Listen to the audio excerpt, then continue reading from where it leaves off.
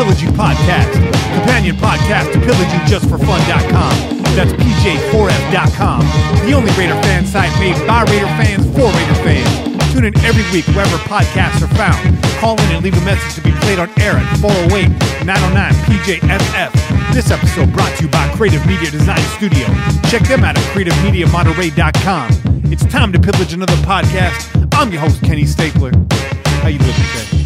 Doing good, man. I'm doing good. You look good. A little tired, but Yeah. other than that, I'm doing good, man. Your fatigue doesn't show. As a father, you are soldiering on. I got to.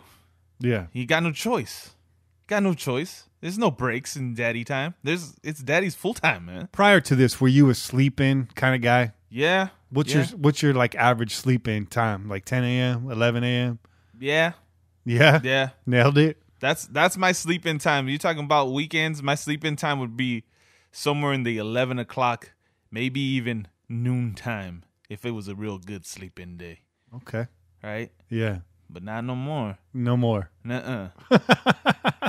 Sleep-in time for the weekend, if we're lucky, is 9 o'clock in the morning. That's pretty solid with the newborn. Yeah, but that's after she's been up, 3-4 hours in the middle of the night. So Yeah. It's a give and take. A little give and take there. Yeah. Well, don't sleep on the Pillaging Podcast. Hell no.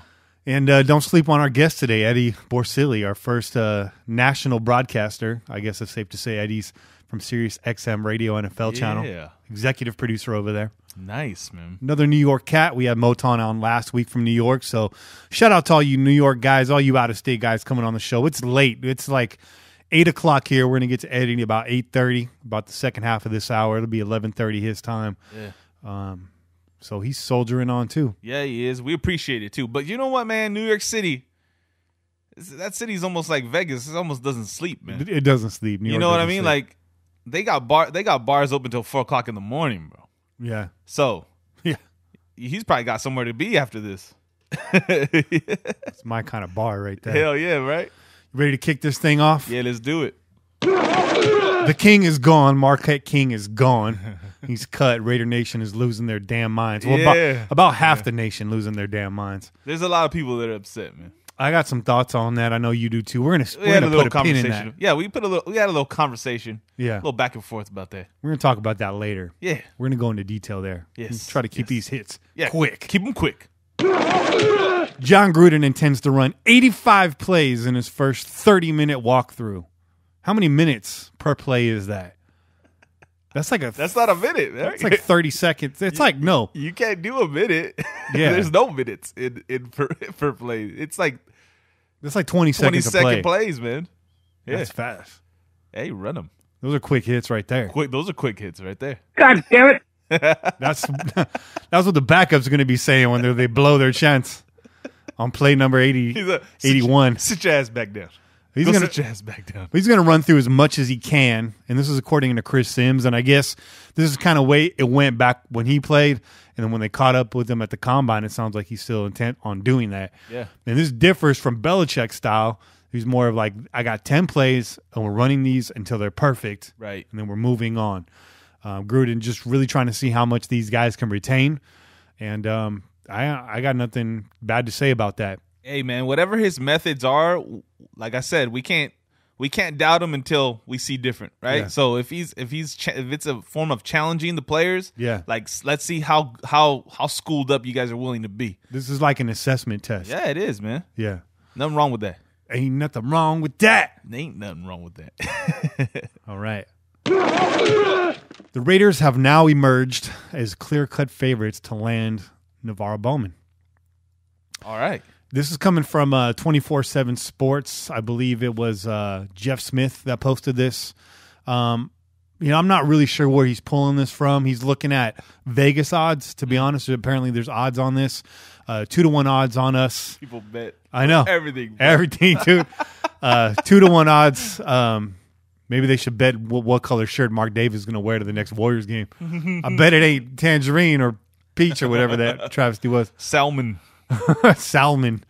Salmonella. But yeah, so 2-1 odds for the Raiders. I think the next team in line was the Saints at 6-1 odds. But this is really coming off of the fact that at the Combine, they met with his agents, and there seems to be interest there. They're just trying to hammer this stuff out. And I think this goes back to the Marquette King cut. Yes. A lot being made about the salary of King. I'm sorry, about the personality of King. I really think this is more about his $3 million salary. And he just signed a 3-year, $7 million deal with the Denver Broncos today. That's a quick hit. Yes. Again, more on that We'll later. get to that. We'll get to that. We will get to that. Bruce got to that already, but we'll get to that. Yes. Bruce Irvin with that fire. Roast him, Bruce. Roast him. Rashawn Melvin, Raiders cornerback, newly minted Raiders quarterback, reveals why he signed with Oakland. He says, quote, "I signed with Oakland because it is the spotlight, prime time, all eyes on us, on me, my respect is coming. Fist up, hashtag Raider Nation." I like it. I like the attitude. I do too. Got a little chip on his shoulder. It's the right kind of chip to have on your That's shoulder. it. Yeah. Trying to prove everybody wrong, man. And I like that he's calling us the spotlight prime time because, you know, a lot of expectations there last season. Is, you know, it all went sideways. Yeah. Expectations, I think, are still there.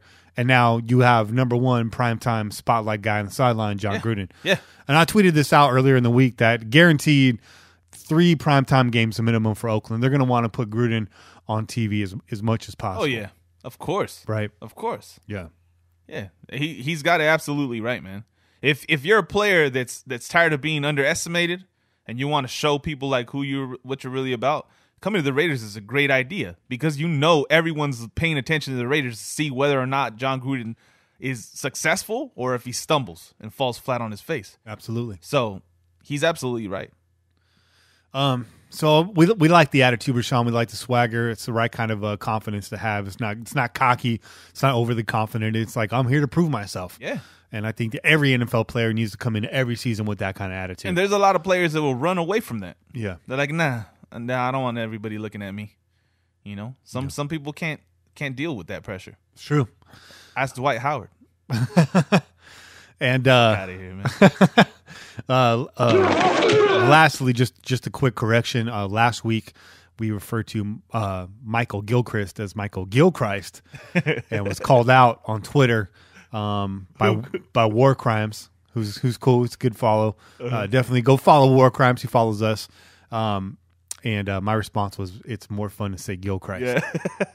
You decided that not this past week, but the week before. Yeah. You decided I'm just gonna go with that because it just sounds funner to me, man. It just feels better saying it like that. It's got some power behind it. Gilchrist. Right? I don't know. I wasn't trying to correct you. I was like, hey, man, go for it. But with it. thanks for the correction, War Crimes. Duly noted. We're going with Gilchrist until Gilchrist comes on the podcast. It corrects us. Yeah. Well, who knows? Maybe we'll fly back and forth.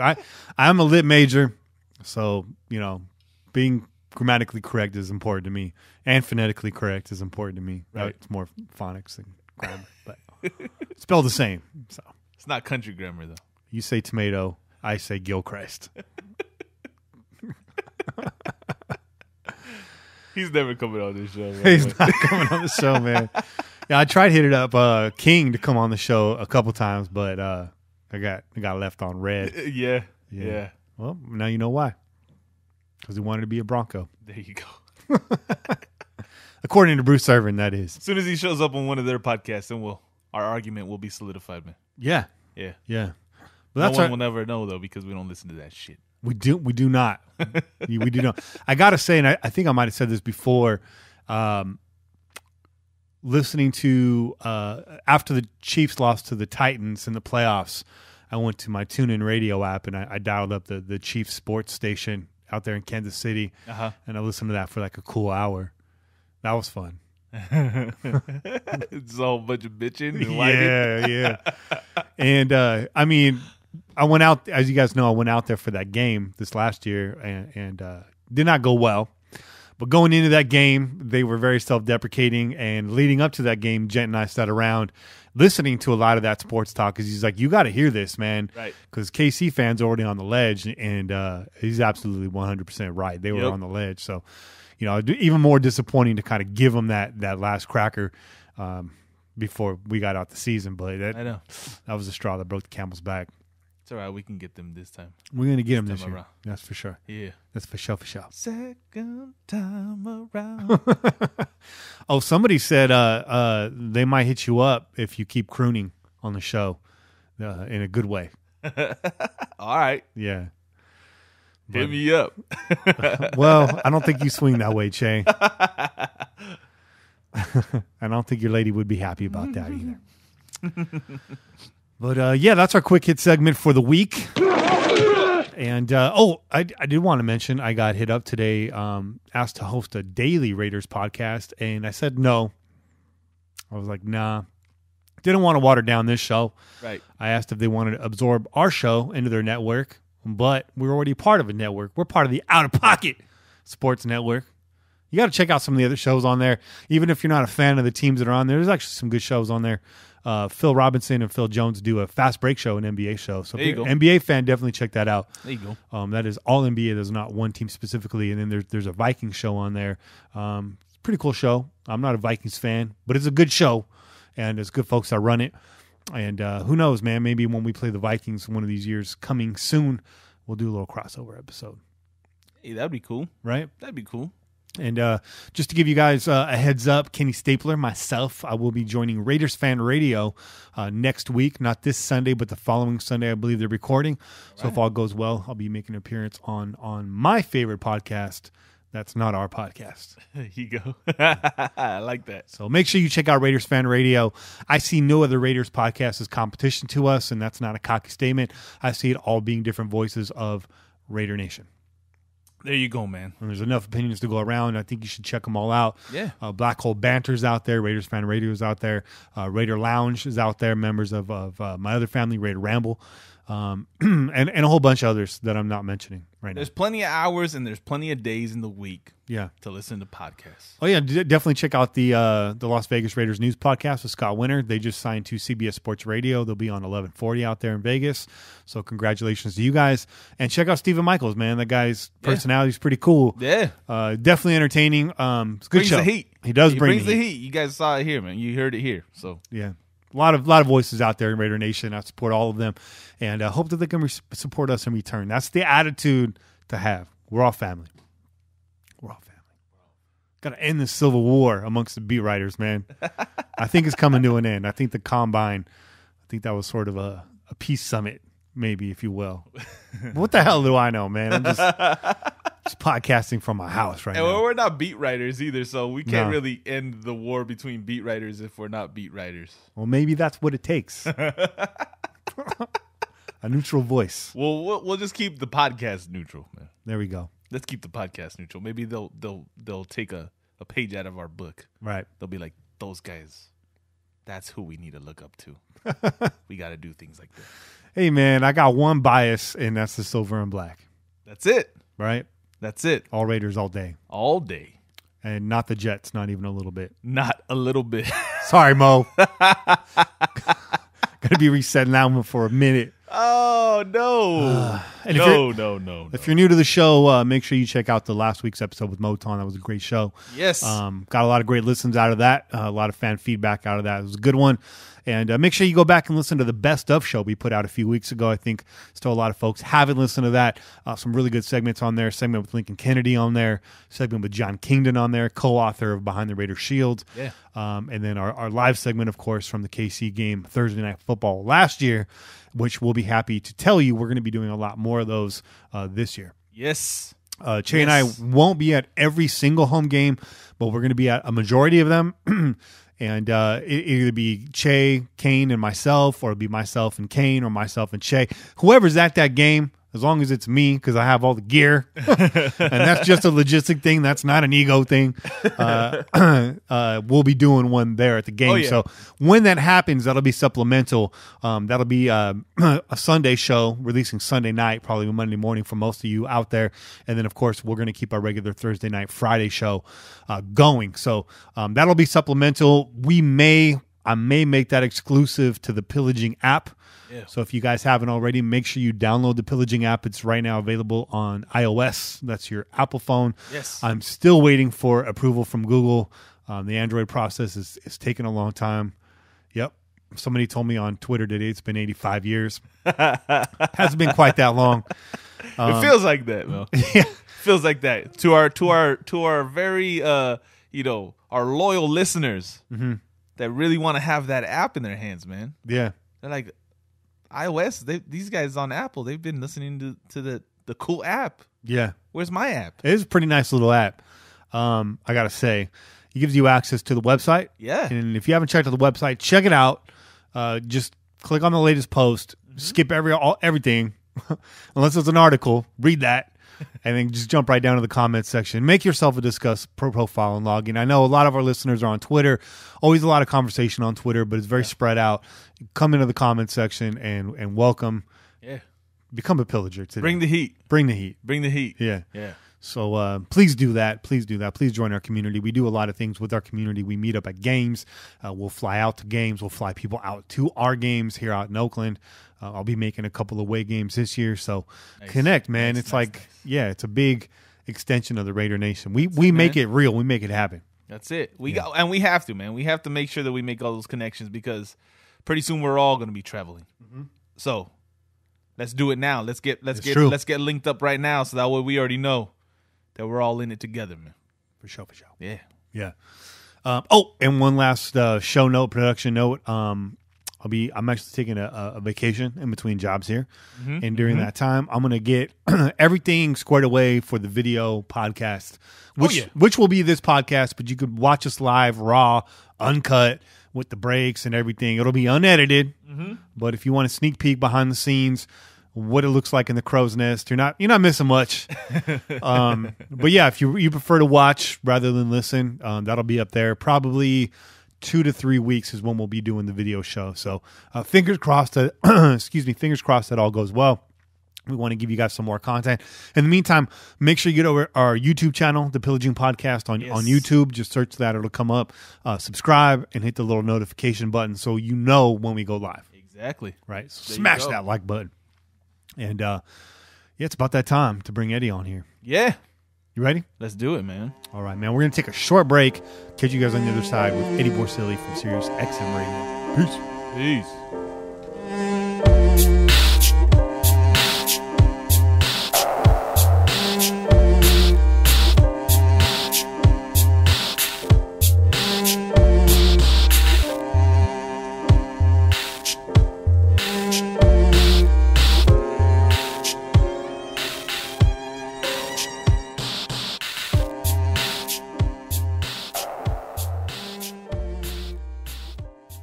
All right, and we're joined by Eddie Borsilli from SiriusXM Radio NFL channel.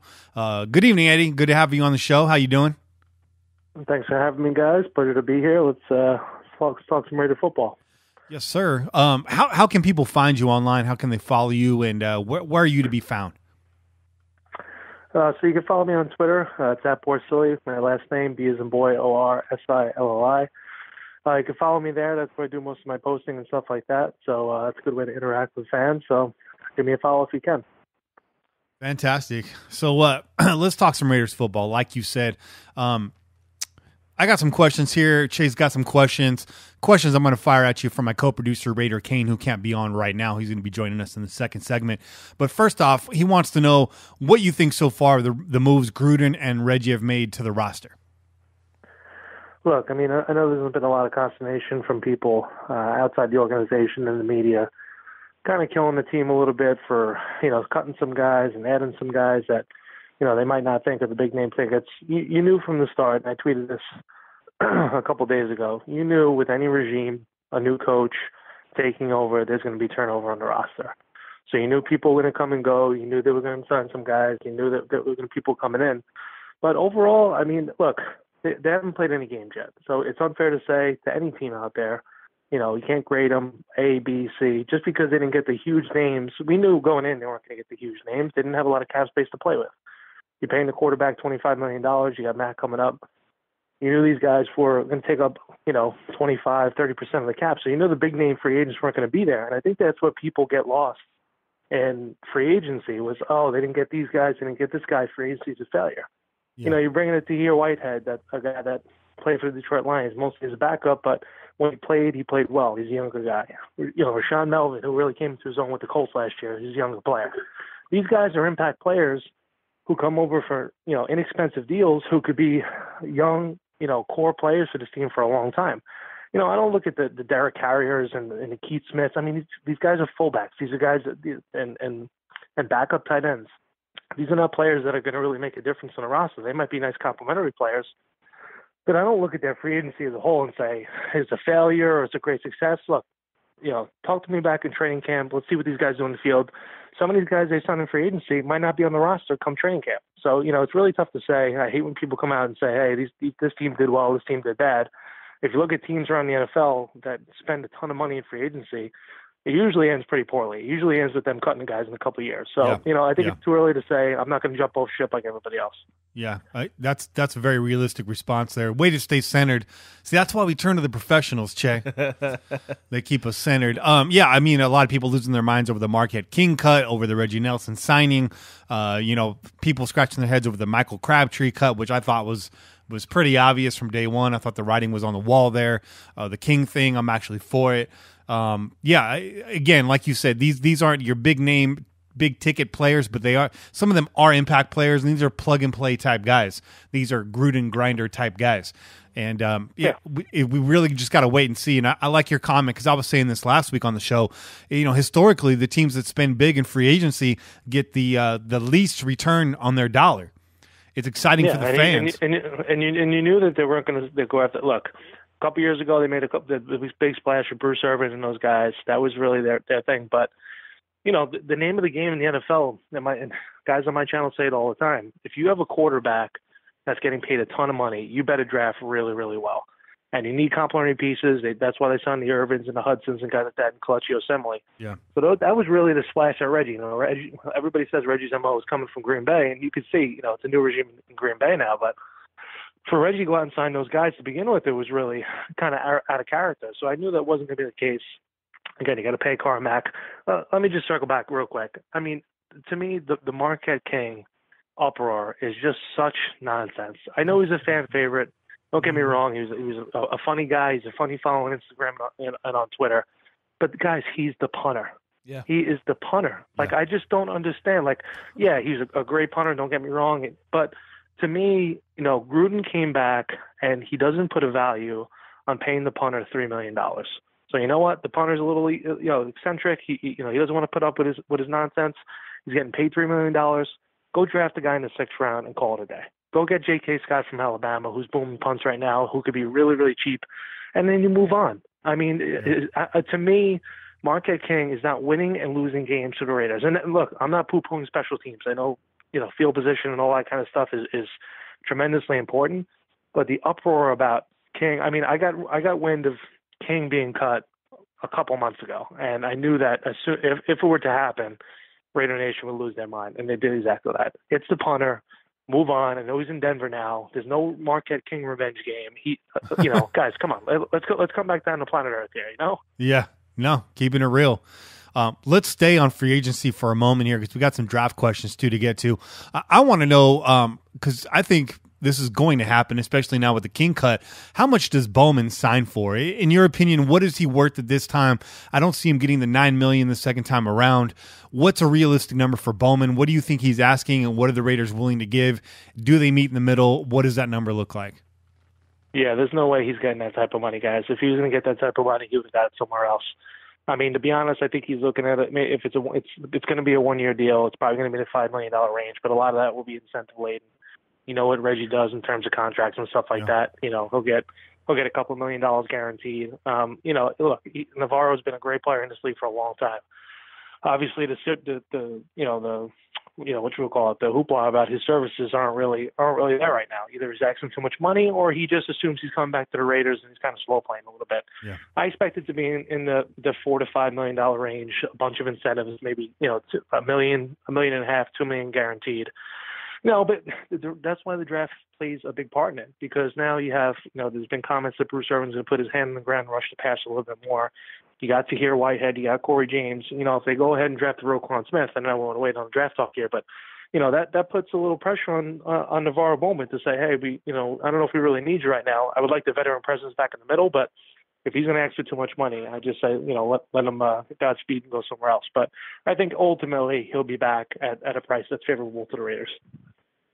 I like that. I mean, that's pretty much where I had him too. Since the day that Bowman got here, I never saw him as, I don't know how to say it, a pillar on this team. I saw him as a bridge player. He's to get us through. He's a two down player. He can't be on the field in third down. He can't cover running backs and tight ends out of the backfield.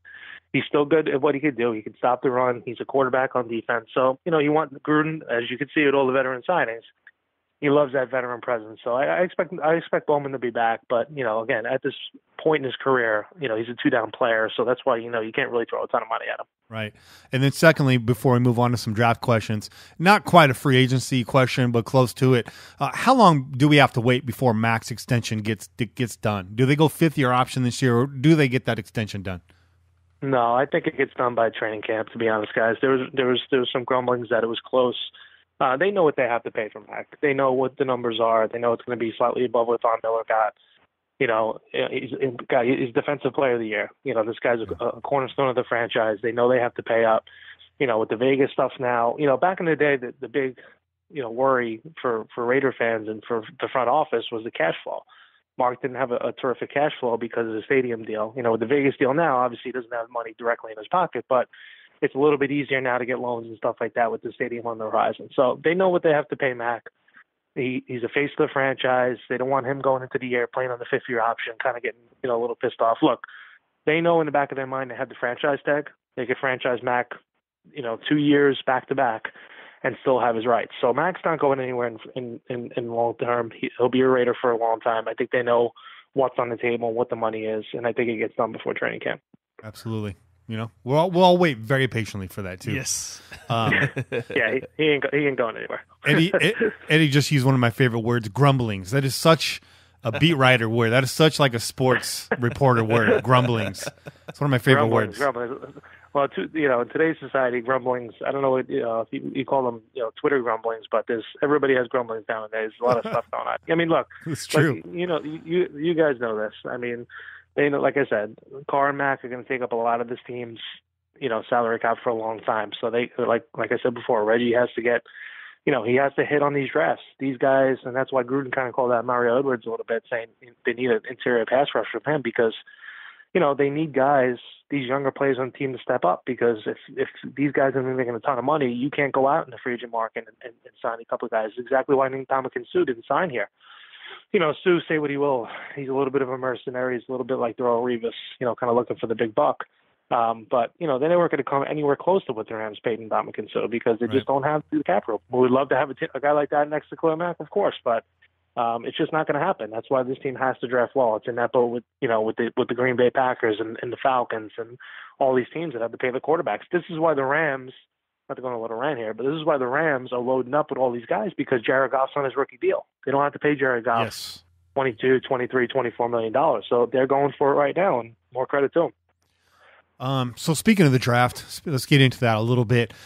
Raider Cain, he wants to know if there's an offensive tackle in this draft for Oakland. As you know, left tackle is going to be an issue here, probably after this year when Penn exits, and then right tackle has been an issue for the last several years, and looks to be going forward because the clear-cut starting tackle may or may not be on this roster right now. And even if he is, we're not sure what we're going to get out of that person. Could be Sharp, right? Could be Alexander, could be Giacomini. We don't know.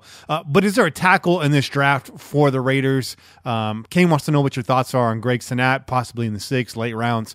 But is there somebody in this draft? Do you see the Raiders addressing the tackle position this year? See, the problem is this is really not a deep draft for offensive linemen. This is not the thing where you go 3-4 rounds into the draft. I mean, you kind of played around in your head scenario-wise.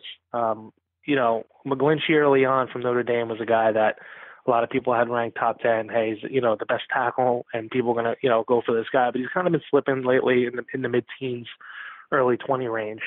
If this team feels like, and you guys are exactly right, this team needs another tackle. I mean, Penn is definitely on his last year. You hope he holds up. In a perfect world, you have a guy playing right tackle that could flip over to left next year when Donald's not there anymore. Is it possible that they trade back into the mid-teens, early 20s, and take a guy like McGlinchey and get another second round? I think it's entirely possible. I think that makes a ton of sense because if you value that tackle position, that's what you want. McGlinchey's the only guy. I mean, I don't love Connor Williams out of Texas. I think he's a great athlete, but I think he's more upside than anything else. And then Orlando Brown at Oklahoma, who put up just horrific numbers at the combine. And I'm not saying that's all that is it. And Baker Mayfield swears by Orlando about. Look, if you go somewhere different in the first and Orlando Brown's staring at you in the second round, I take him all day long and put him out there because the production's there. He did well at Oklahoma, despite what he did at the combine. So, McGlinchey and Orlando in the second two guys. I mean, when you're picking guys in the fourth and fifth round, guys, just like Sharp, just like Jalen Ware, these guys are just developmental guys. These are guys that you hope turn into good players, but they're not cornerstones. So I wouldn't be opposed to a trade back into the early 20s, taking McGlinchey, picking up another two, and then going defense in the second round. McGlinchey starts at right tackle, and then he takes Penn's place. Guys I work with, compare him to Joe Thomas. Not saying he'll be that Hall of Fame type of player, but I think he's the most NFL-ready guy. You just throw him out there and let him be for the next 10 years. Good knowledge. Speaking of first-round prospects that could slip, what are some guys that you see possibly slipping into the second there that fits in well in this roster? Somebody had mentioned Geis. I don't see him getting out of the first at all. But Maurice Hurst, there's a possibility there. The guy had a low draft stock, then he shot up, and then the heart condition, he kind of went back down, and then he got cleared, and now he's kind of back up. That up and down, to me, sort of a red flag. We've seen him dominate when he gets a good jump on the ball. We've seen him not dominate when he doesn't get that jump on the ball. That's a guy for me that possibly could slip into that early second round, possibly. Outside chance. A guy like Jair Alexander, first round talent at corner, had an injury last year. Does that make him fall? Who's a first round talent that could possibly fall to us in the second? Who's a guy that could be a steal for us in the second round? Yeah, I like the Mo Hurst thing. Mo Hurst is pretty, it's one of those guys where you look at and, everybody mocks him. Everybody looks at him as the Warren Sapp type. He only really had 1 year at Michigan where he really stood out. And obviously the heart condition. The Raiders passed on a guy like Starlo Tulele a couple years ago because of the heart condition. He turned into a pretty good player. He just got paid big-time bucks from the Buffalo Bills. So I don't think Mo Hurst slips that far. I think he goes into the 20s a little bit. I think a guy like Taven Bryan from Florida goes a little bit ahead of him just because of the medical condition. I think a guy like Jair Alexander does slip. I mean, the guy to me that really catches my eye, and I don't even know if he's a first-round talent, but, he's got the production, is a guy like Ronald Jones from USA. I think Ronald Jones is, I know this is saying a lot. I think he's a better version of Alvin Kamara. I really do. Wow. I think teams are enamored with him at the bottom of the first round. They know that the running back, run's going to come. If you think about Barkley and you think about Geis, I think Ronald Jones is that next guy. And I think, he's going to go, I would love to say late first, but I think he's going to go right at the top of the second round. And the Raiders might even have to go up. But you guys tell me, I mean, you put a guy like Ronald Jones on this team in the backfield to pair with Marshawn Lynch, I think you're cooking with gas. So that's a guy that I really target in the second round early on. Yeah, that's a lot of punishment coming out of the backfield right there. Linebacker squads are on notice. I like Ronald Jones. The backfield to me is the real question mark. I think DeAndre Washington's either going to get cut or traded. I don't think anybody's going to trade for him, so I think he gets cut in training camp. The backfield's kind of crowded right now. They're not paying Doug Martin a little bit, but that's an intriguing position. That's why the trade back in the first round, pick up 2 twos, is kind of intriguing to me because I think you can get good value in the second round there for guys on defense, and especially the running back class in this draft is just tremendous. There's so many guys. There's so much value in that position. Is Reginald Khalil McKenzie Jr. on the Raiders draft board?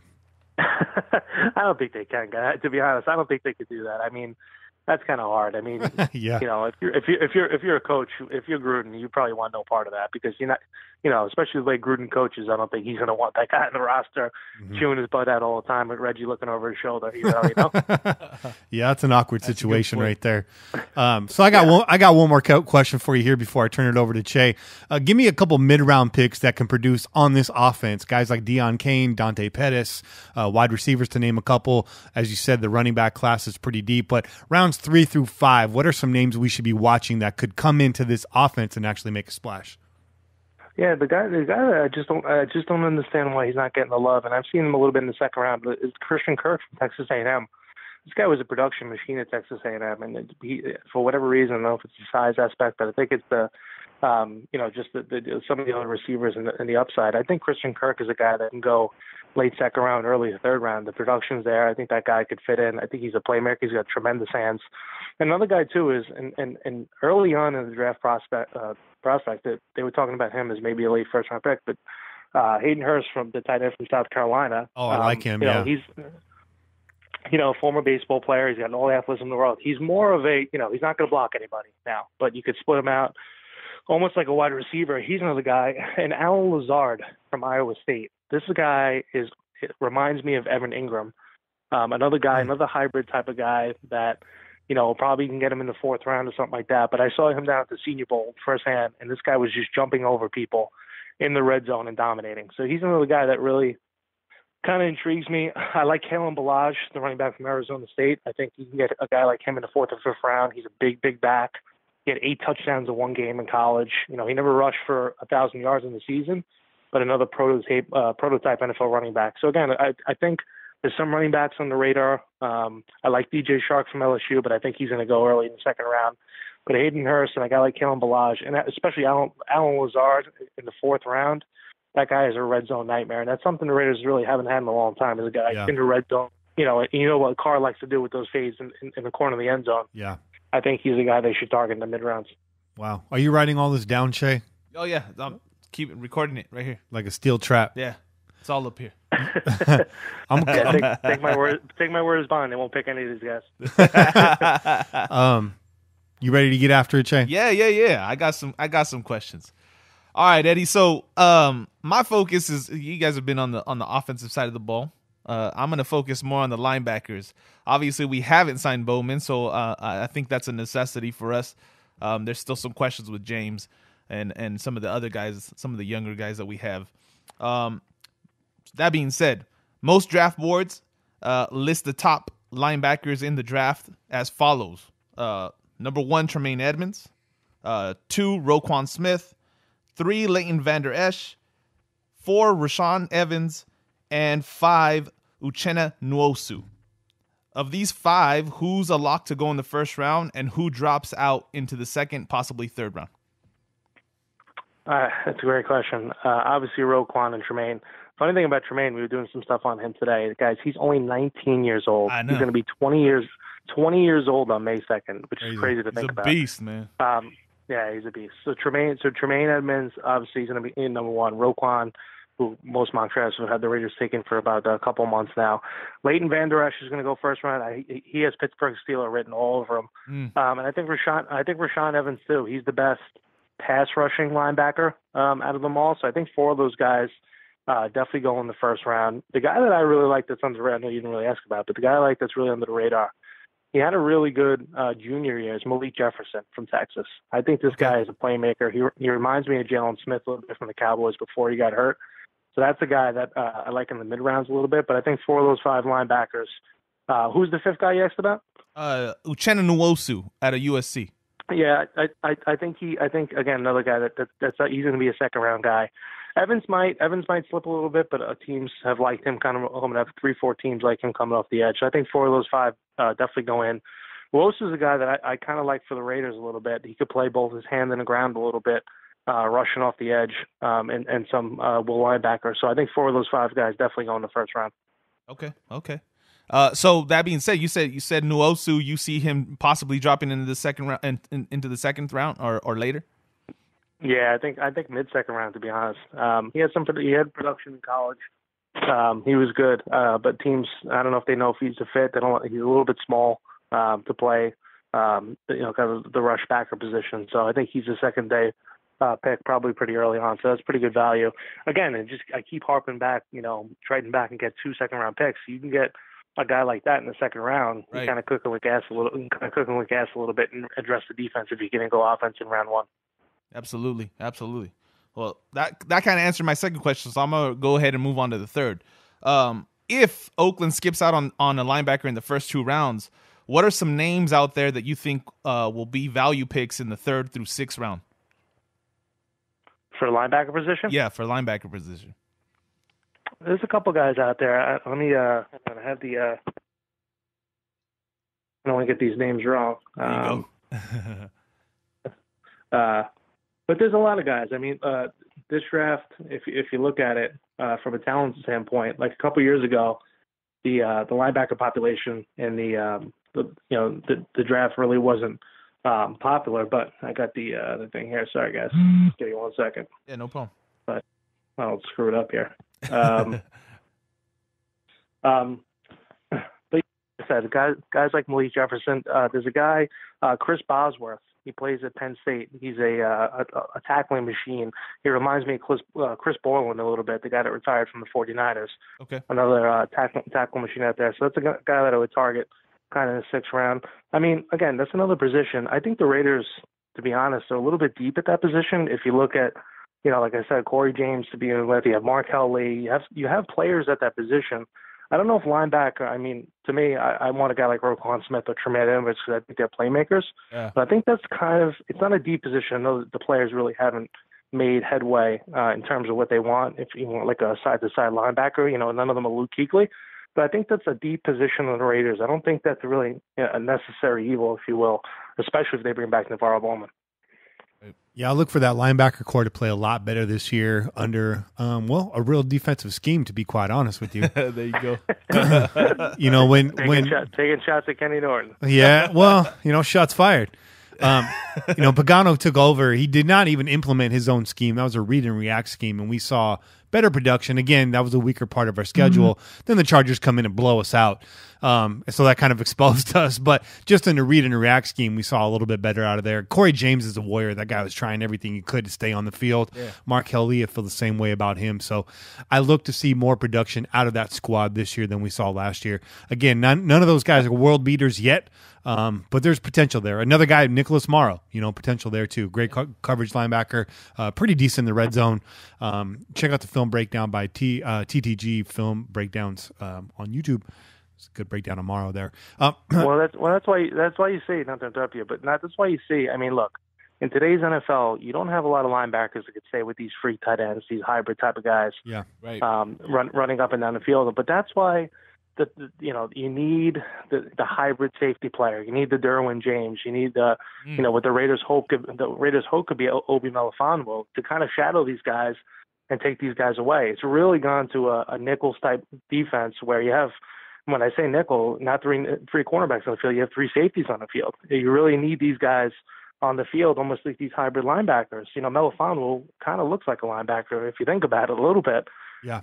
So, you kind of need that in today's NFL to cover these guys because linebackers, it's really not fair. You're not going to ask Corey James to go out there and cover Travis Kelce running up and down the field. It's really a matchup nightmare. Right.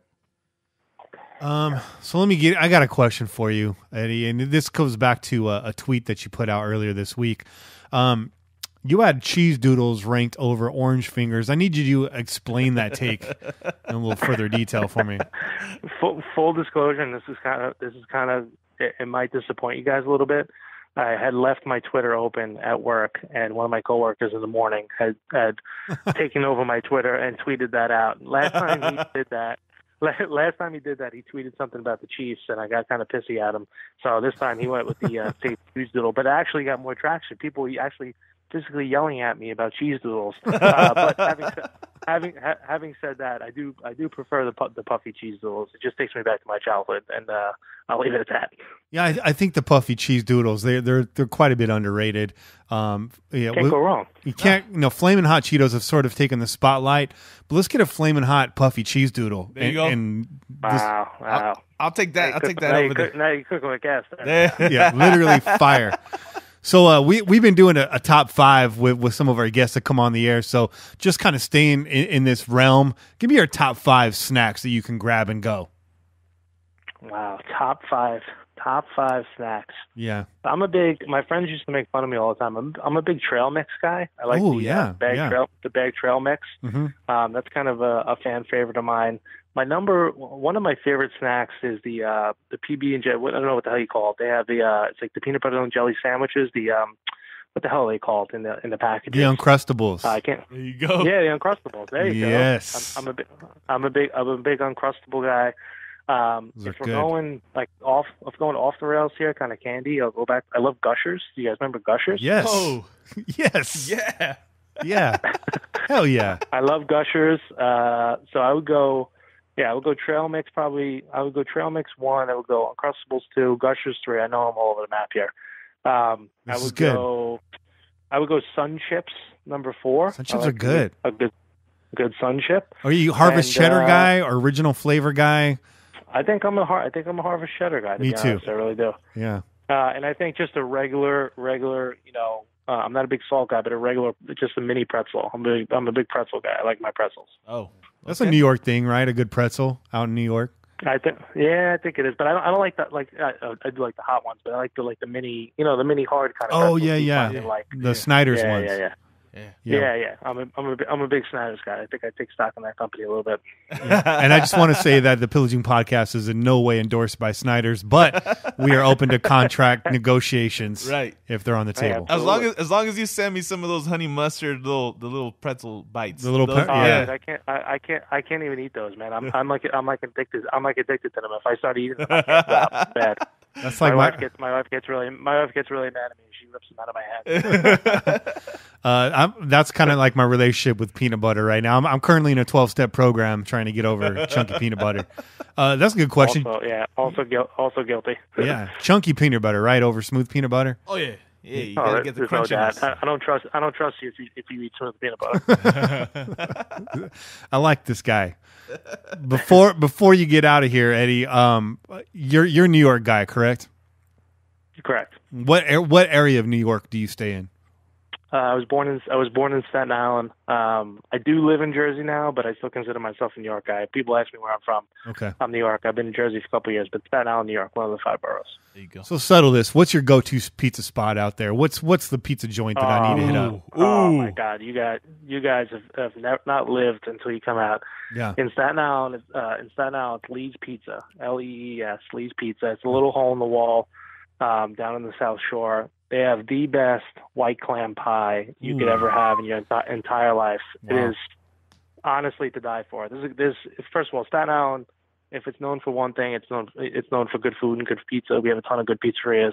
Write that down. Lee's Pizzeria is good. Joe and Pat's Pizzeria is terrific. Thin Crust Pizzeria. Danino's, another pizzeria. So Staten Island, we have a lot of faults and people make fun of us a lot, but the one thing we do good is pizza. But Lee's Tavern white clam pie is the best thing. I think if I was going to the electric chair, that would be my meal to go. That's incredible. Ooh, that's it. We got a spot out here called Pinocchio's, old school Italian family. New York. They say it's the closest New York pizza to New York. It's pretty damn good. It's not New York pizza if it doesn't have New York water. Do they transfer? There you go. That's true. That's true. They do not. We are pizza. Say what you will. I might be a nice guy, but I'm a little bit of a pizza snob. When we go across the country. But that's the fun part. When we do travel, because on SiriusXM NFL Radio, we do hit all 32 training camps. So when I do go to training camp tour across the country, we do try to hit different pizza spots and kind of rate the pizza a little bit. Yeah. What's you got to try everybody's pizza. You got to try with the local cuisine. So next time I'm out there, I'll definitely have to try. We are coming out. So I haven't come out to Napa in 3 years. I haven't been out to Napa for training camp, but I am coming back. Gruden has requested our services for this year, so I am coming back to Napa and training camp this year, so I'm looking forward to it. Please tell us you'll come on during training camp. That would be fantastic. That'd be awesome. There's no doubt. He loves the 2 guys I work with. Jim Miller, who used to be quarterback of the Bears, played with Gruden in Tampa for a year. And Pat Kerwin's really good friends with John as well, so John is a big fan of moving the chains on SiriusXM NFL Radio, so we'll have no problem getting him on. And I think, not starting rumors here, but I think he will be weekly during the season when the season starts. So we might have him on every week, which would be cool. That's fantastic. Yeah, you guys definitely do a great show out there. Those of you that have SiriusXM Radio in your car, in your homes, make sure you're checking out the Moving the Chain show. Actually, that brings me to one final question. I keep telling you about one last question. Absolutely, the final question: are you a Howard Stern guy, or first of all, the kids are asleep, man? We can go all night here. Let's go. Are you a Stern guy, or are you an Opie and Anthony guy? I know you're a SiriusXM, so the non-political answer. I am a Stern. Well, first of all, being from New York, I don't know if you guys will get this reference, but I am a Mike and the Mad Dog guy. Oh yeah. Mike, I grew up listening to Mike and the Mad Dog. Obviously, I'm friendly with Mad Dog now since he worked at SiriusXM. But if I had to pick one, Howard, I am definitely a Howard guy. Yeah. He's the king of media. He's the reason SiriusXM is as successful as it is now. Yeah. I'll say this: I've been working at SiriusXM for 11 years. Do you know how many times I've seen Howard Stern? Once. Twice. and both times is in the bathroom. Huh. Yeah, don't talk to him in the bathroom. He's kind of sketchy about that. Get away. No, I'm definitely a Howard guy. Howard is the best interviewer that's ever lived. Radio, television. He gets more out of people than anybody else. So, Howard's the king. Howard's the king. Long live the king. Amen. Amen to that. Yeah. Hey, thanks for coming on again, Eddie. We'd love to have you back on the show sometime, anytime. Yes. You're always welcome here on the Pillaging Podcast. Absolutely, guys. Thanks so much for having me. I had fun. Take care. All right, man. Thanks. That was a good little spot right there. Yeah, man. I learned a little bit about New York. That was good. Hey, I wrote that down. You know what? I think I might have seen that spot on Food Network or something. Or actually, you know what? On Vice. Oh, on Vice. Vice has this. There's this guy that's doing like a pizza show or whatever, and he goes everywhere to find like the best pizzas. He's from New York. Okay. But he was talking about that white clam. Yeah, white clam pie, and I was like, when I saw it on TV, I was like, I gotta have that one day. Vice is legit. And now we got a second person saying you gotta have that, and he's saying that would be his last meal. That's all I need to know. That's all I need to know. We gotta book our flights. That's it. Let's go. Yeah. Staten Island, here we come. Eddie's a cool dude, man. Yeah, man. I think the top 5, that's a mainstay. That's it. We got to get some music for that next week. Yeah. I'll dial something up. Dial a little beat up, man. Yeah, a little beat, maybe a little game show music. I don't know. We'll see. We'll audition some stuff. We'll get you down here for the pre-production meeting. We'll pick something out. But speaking of which, it's 9:00 now, our time, and we got to get Cain on here before it's too late. So let's take a quick break. We're going to listen to some of your calls because there are quite a bit of them. I see there's now close to a dozen calls here. So settle in. If you're listening to the show, settle in and enjoy the ride. That's it. We'll catch you guys on the other side. We out here. Peace.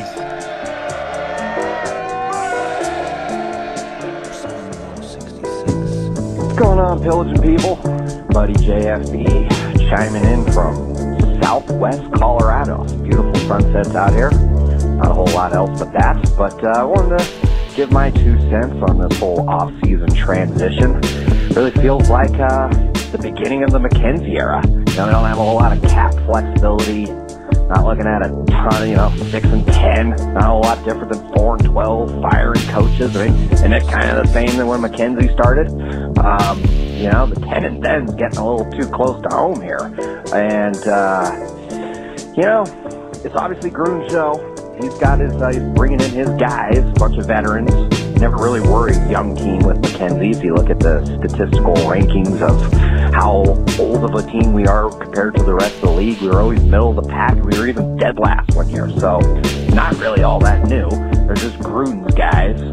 And, but it's just a lot of bizarre signings, a lot of I think it was Kenny that made like a Family Dollar reference. It's not like the Family Dollar where everything's $1. It's like the one that's got some stuff for like $2 kind of and $2.50. I think that's kind of where we're shopping this offseason. A lot of 1-year contracts, short contracts. It's like you go out and you get one of these, really nice colanders at one of these places. You feel awesome about the purchase. You can wash your pasta and it looks really cool. But if you ain't got no good sauce or any meat, you're just washing shitty pasta with a cool colander that's, cost you $3.25 to feel good for it. It's not going to move the needle. We went out and swapped fullbacks and got like 8 picks higher in the draft and saved a few $100,000. The guy's name is like Keith Smith, the most mundane fullback name. It's like, you go to Family Dollar and you just buy a whole bunch of mustard. And you're like, wow, how could I not buy this? Look at all that mustard for $1. You bring it home, you feel pretty happy about the purchase. 3 months later, this got a whole bunch of shitty mustard in the way. You don't even end up getting your bang for the buck, just throw it away. Not sure if that's a great reference or not, but, that's how I feel. Just feel like we got a bunch of shitty mustard, we got a good deal, And so he's going to come down to everything, the quarterback play. Right now we got an overpaid quarterback until otherwise noted. I mean, he's going to have to play a whole lot better than Case Keenum in Denver. Case Keenum is making 60% the salary.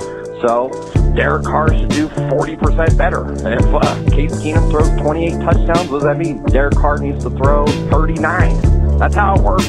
Bang for your buck. So that's the way I look at it. Go get him, Gruden. We'll see you in the playoffs sometime in Vegas, hopefully. Maybe this year. Division sucks, but we're going to need this mustard to, we need to make like 85 host rolls. Peace. What's up, guys? It's the WAP Raider. Man. Whew, got some good things going on. I for one, I'm not gonna lose no sleep. I'm not going to cry over King leaving. I don't even think that's a big issue. People screaming about losing a punter, it's ridiculous. But as far as what I've seen, a lot of people talking shit on us because we got a lot of bets. I happen to be a pretty old dude myself, and I think people, they look at age like you just digress one day, you're in your 30s, and all of a sudden you can't freaking run.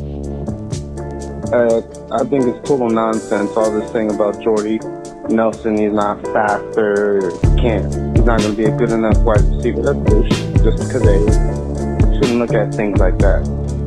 I think our team's got a bunch of people that want to play, and I, for one, I'm sick of seeing clowns in Raiders jerseys. I don't want to see a clown in a Raiders jersey. I want to see a fat-ass dude. I got faith in this team. I question on what John Gruden does, though. Just a few things. I think we're going to be all right. All right, swap out. Mojo Raider here. What up, nation? Stupid King. Going to the donks. Lame. Now I got to figure out what I'm going to do with my jersey. Kenny, Shay, what do you guys think? Burn it? Change the nameplate? Maybe a nice Dave Klingler or JP Lossman. I don't know. Thoughts? Peace out. Hey, this be Friskies. This is for Oak Raider, and God knows why he loves the punter guy so much, but here it goes. Touchback!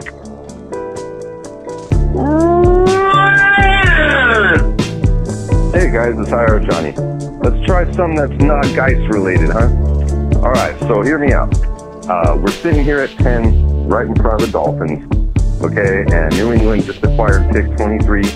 They already had 31, and everybody knows that they need a quarterback. Whether they stay, get a quarterback like they normally do, great, but they've been kind of trading around a lot lately. We know Belichick's mad about Garoppolo leaving.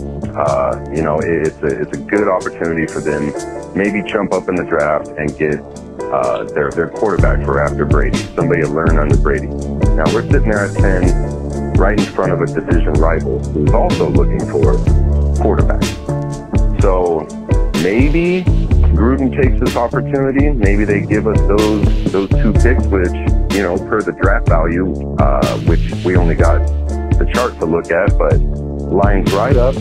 Maybe they throw us an extra late round pick, and we get 2 firsts. Let's talk about maybe who we could pick up a little bit later with a trade back. Early 20s, even as late as 31. And so maybe go defense. Maybe go offense. Maybe go both. It doesn't look like any of our. We're going to have a lot of recent draft picks looking to get huge contracts anytime soon. So we'll have 2. If they both work out, 5th-year options are there, and seems like a good situation both ways. So, anyways, guys, have fun. Peace out. What's up? It's Plunk. So, I think we ought to have a separate vlog that is all about Marquette King. Nothing but Marquette King talk, because there's going to be plenty this whole season. And boy, will we be sick of it. Peace. Go Raiders. Pillaging Podcast. What's up, y'all? This is Raider TJ from Los Angeles. Love the show, love the blog, man. You guys doing good work. talk a little bit about the draft here. Seen a lot of guys on the blog calling for a corner at number 10. We got a hot take for you. Corner is not a need. We got Conley, who showed glimpses last year. You know, this guy can be a stud. I'm sold on Conley. We go and get Melvin, who's a top 30 cornerback in the league. We got Melvin and Conley. Those are two really legit starters right there. I'm not worried about that at all. Add on top of that, we got Gilchrist, who's played really well in the slot. And, you know, those are three good starters. I'm all about getting value in the draft. So you tell me what you think is better, getting a rookie corner to maybe be marginally better at corner, or you want to get a guy, say defensive tackle, middle linebacker to upgrade. I mean, look, where do you have those positions? We got Vanderdoes, Ward, Latham, along with Ellis. I mean, come on, that's awful. We can seriously upgrade that position. Middle linebacker, Marquette Lee. I'm all about re-signing Bowman. We got to get him back, but if not, then we have to get a middle linebacker. And to me, that's Evans. I mean, Roquan Smith, that guy's going to be an outside linebacker. He can't stack up blocks. He's going to be, you know, blown up in the running game. But, you know, my hope is we trade down. Like, the only guys worth taking at pick 10, in my opinion, are Chubb, Barkley, Fitzpatrick, and Edmonds. And, I mean, most of those guys are going to be probably gone by we pick 10. So, if we trade down with an extra pick, we can get Hurst, Vea, Payne, Bryan, defensive tackle. And that would be a significant upgrade over what we have currently on the roster. We can trade down and get a tackle. 10 is old, he's hurt. Is he going to be okay this season? I don't know. We got crap at right tackle. We trade down, we get McGlinchey, Miller, Brown, wide receiver. Ridley is set. Running back, guys. I mean, it just seems like the best value at a position of need is if we trade down. And we can make a pick out of it. So, hey, that's my take. I respect all you guys. You know what I mean? We're all Raider fans. We all have our own opinions. And just hope it works out, man. Raider Nation, I'm out. This is in one word Raider, and my take is on who else? Marquette King. I don't mind dancing celebrations in the NFL. I don't think it should be penalized. I think it's entertaining, but I never liked it on my team. I want the Raiders to have an attitude. I want them to make a touchdown and act like they've been there before. Didn't like Johnny Higgins' antics, so I never liked Marquette King's antics. Then when he did the whole thing at the Pro Bowl with Talib, I was done with them. Bruce Irvin didn't like him. I'm sure there's other people in the locker room that didn't like him after that. So was never a fan of his. My least favorite Raider since Rolando McClain. That being said, he's a good punter. Top 5 punter. And I don't like downgrading my team. He was only getting paid $3 million. There's other punters in the league that were getting paid more than that. He's been proven to be a top 5 punter. Everyone now is saying, well, punters don't matter in the NFL. Listen. There's times where you're deep in your territory, and Marquette would boot off a kick of 60, 70 yards, and we'd be like, damn, thanks, Marquette. And there's times, pivotal moments in the game, where he gets them deep, they have to end up punting, whereas if he would have, if they would have had the ball starting at the 40-yard line, they might have got a field goal out of it. And sometimes, field goal is the difference in the game. So, never like King, but I don't like downgrading my team, and more than likely, we're going to downgrade because he's a top 5 punter in the NFL. That's my take. Out. Good evening, Raider brothers. It's Raider Forever, St. Homer. Really excited to see what John has to do with these first practices with the OTAs. And I'm also pleased to see that he brought in some veteran leadership. Despite the age of these guys, a lot of them, I'm sure, check out well as far as team players, and that is definitely what John is looking to try to do. Get rid of the individual part of the team and become a well-balanced, unified squad. something that we have lacked for a long time.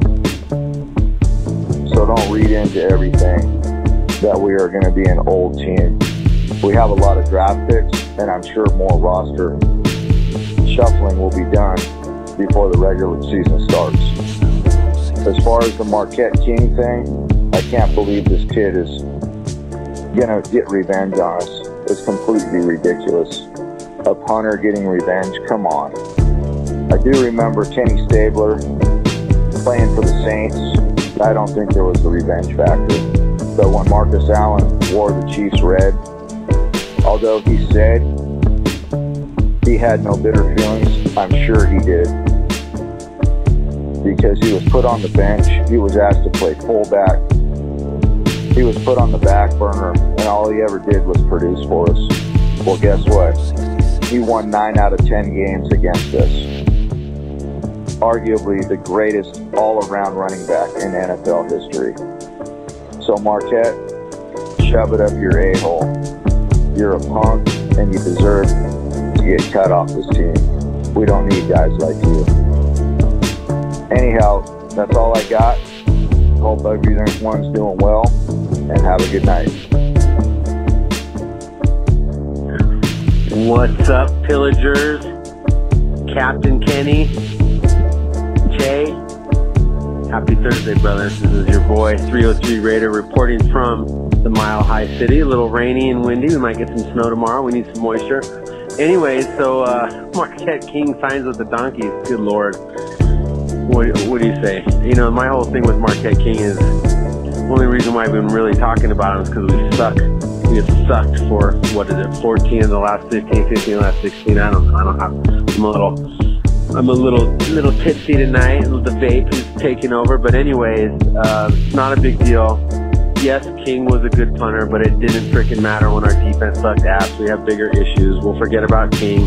Everyone was complaining about when we lost Leckler. 21 days to the draft. You know, narrowing this thing down. You know, who knows who we're going to take, but you know, I got a feeling it's going to be, if we stay at 10, it's going to be Davenport, Hurst, or Edmonds. Maybe Smith. One of those 4. Trade back. We can get one of the running backs. I'd love to see Sonny Michel in the second round. That would be awesome. Take a corner in the third. And then we need a tackle. Jesus, you can make, receiver. And we can make excuses, or not excuses, but we can make reasons to grab any roster spot, any position we need it. So anyways, Raider Nation, I'm a little somber tonight too.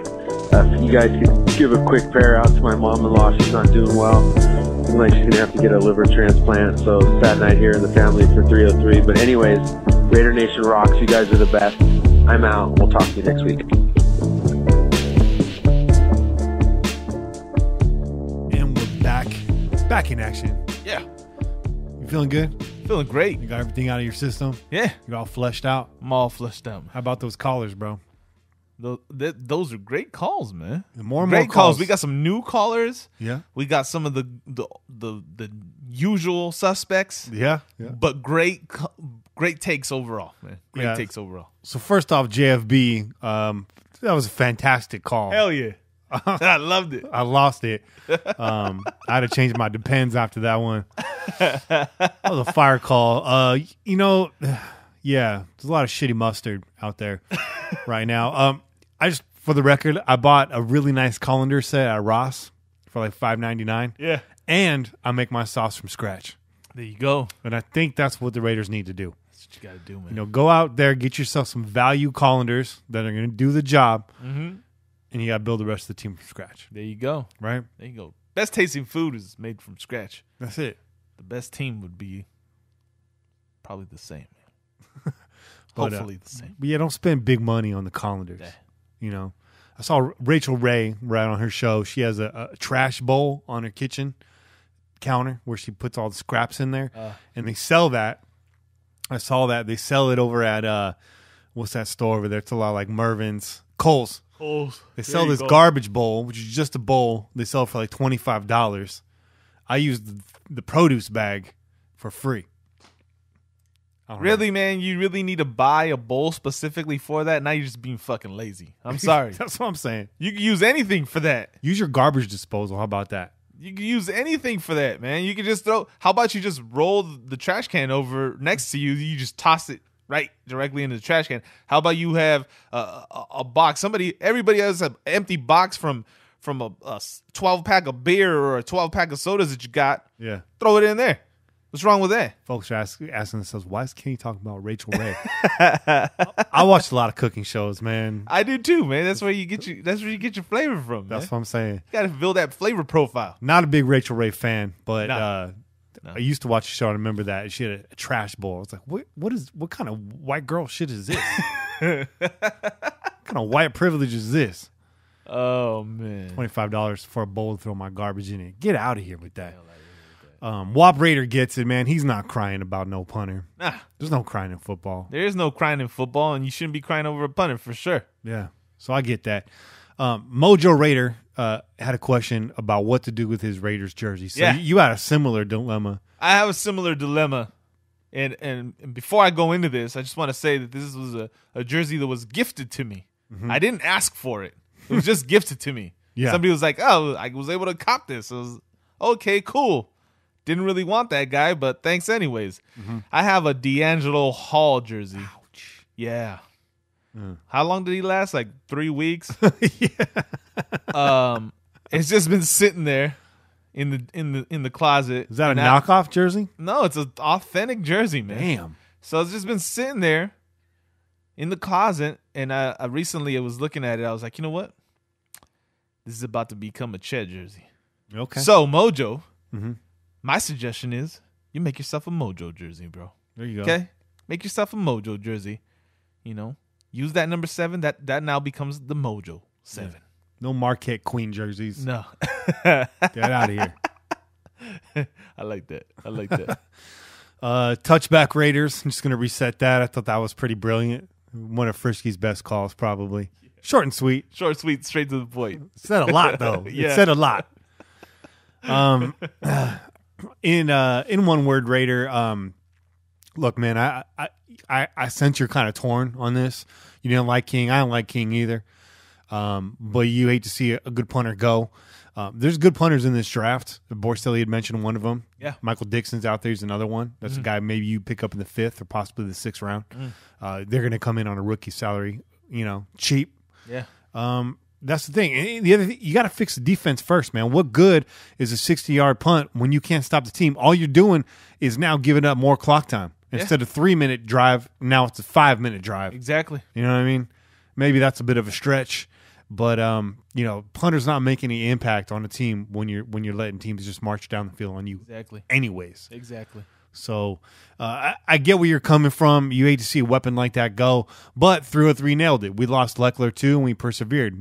Enter King, who was on the practice squad prior to that. Right. So you just never know where these guys are going to come from.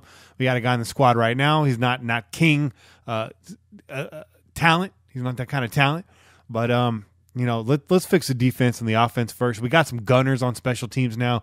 We got some good guys run down the field, make those hits. That's just as important in my opinion. And we got a great special teams coach in Bisaccia. Yeah. And from what I understand, what he brought in Dixon earlier in the offseason to work him out. So Bisaccia's already talking to that guy. So he's on the radar. Offseason's not over yet, guys. Nope. The punter's probably not on this roster yet. So don't trip, If that $3 million lets us sign Bowman, then there you go. Then you're happy, right? That's a win. That's a win for us. A couple of these other callers, they had questions. We're going to push that to Kane's corner. We're going to fire those questions at Kane. But before we move on, prayers to 303 and his family. Yes. Your mother-in-law is sick, and I don't know how anybody out there feels about their in-laws, but once somebody gets ill like that, it's all serious. Yes. But I don't care how you feel. It's hard to see somebody suffer like that. So prayers go out to you and your family. And then Jesus Raider Jim, another member of our blogging community, lost his mother this week. So prayers to you. I also know you got blessed with a brand new grandchild. It's a circle of life, brothers. Yeah. Embrace it. You know, my granny died 2 weeks before my daughter was born, and my granny was the matriarch in this family. She was the tent pole in this family, and I gave my daughter her middle name, so they both share that middle name.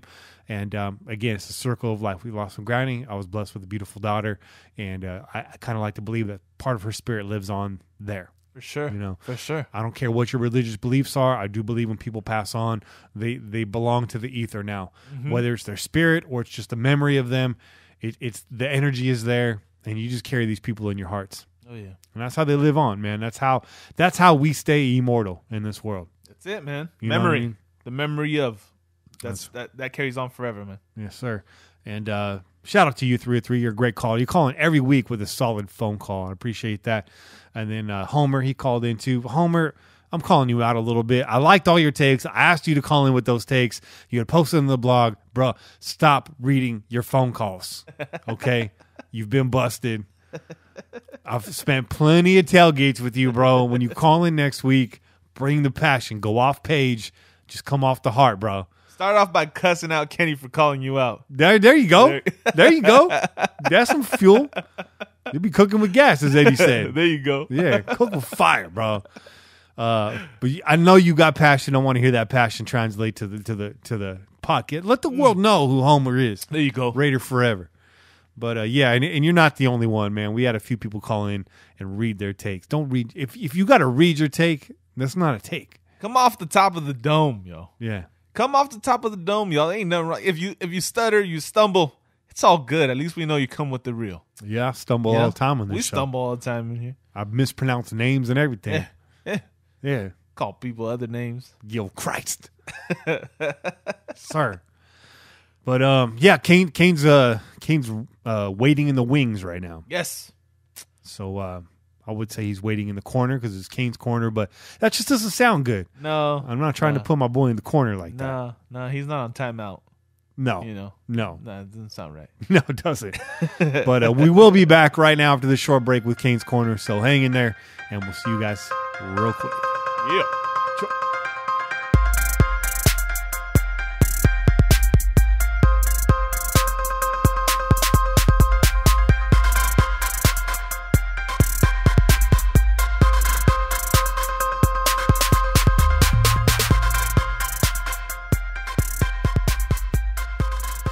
All right, we're joined by Raider Cain, courtesy of NFLshop.com. Make sure you go to PJ4F.com, click on that banner, click through, buy yourself a Raiders jersey. We get a little piece of the pie. Keep this pirate ship on the water. Good evening, Raider Cain. How you doing, man? I'm doing good, my brother. Just chilling. How you doing? We're doing good, man. Yeah. You still hanging in there, Che? Oh, yeah. Oh, yeah. Yo, what's up with you, Che? We had a little discussion earlier. I'm surviving over here, man. Remember? That daddy life, that daddy life, man. You hit it on the head. I still got the sleepless nights and stuff like that, so I'm losing some hours in the middle of the night. But it's all good, man. It's all. Yeah.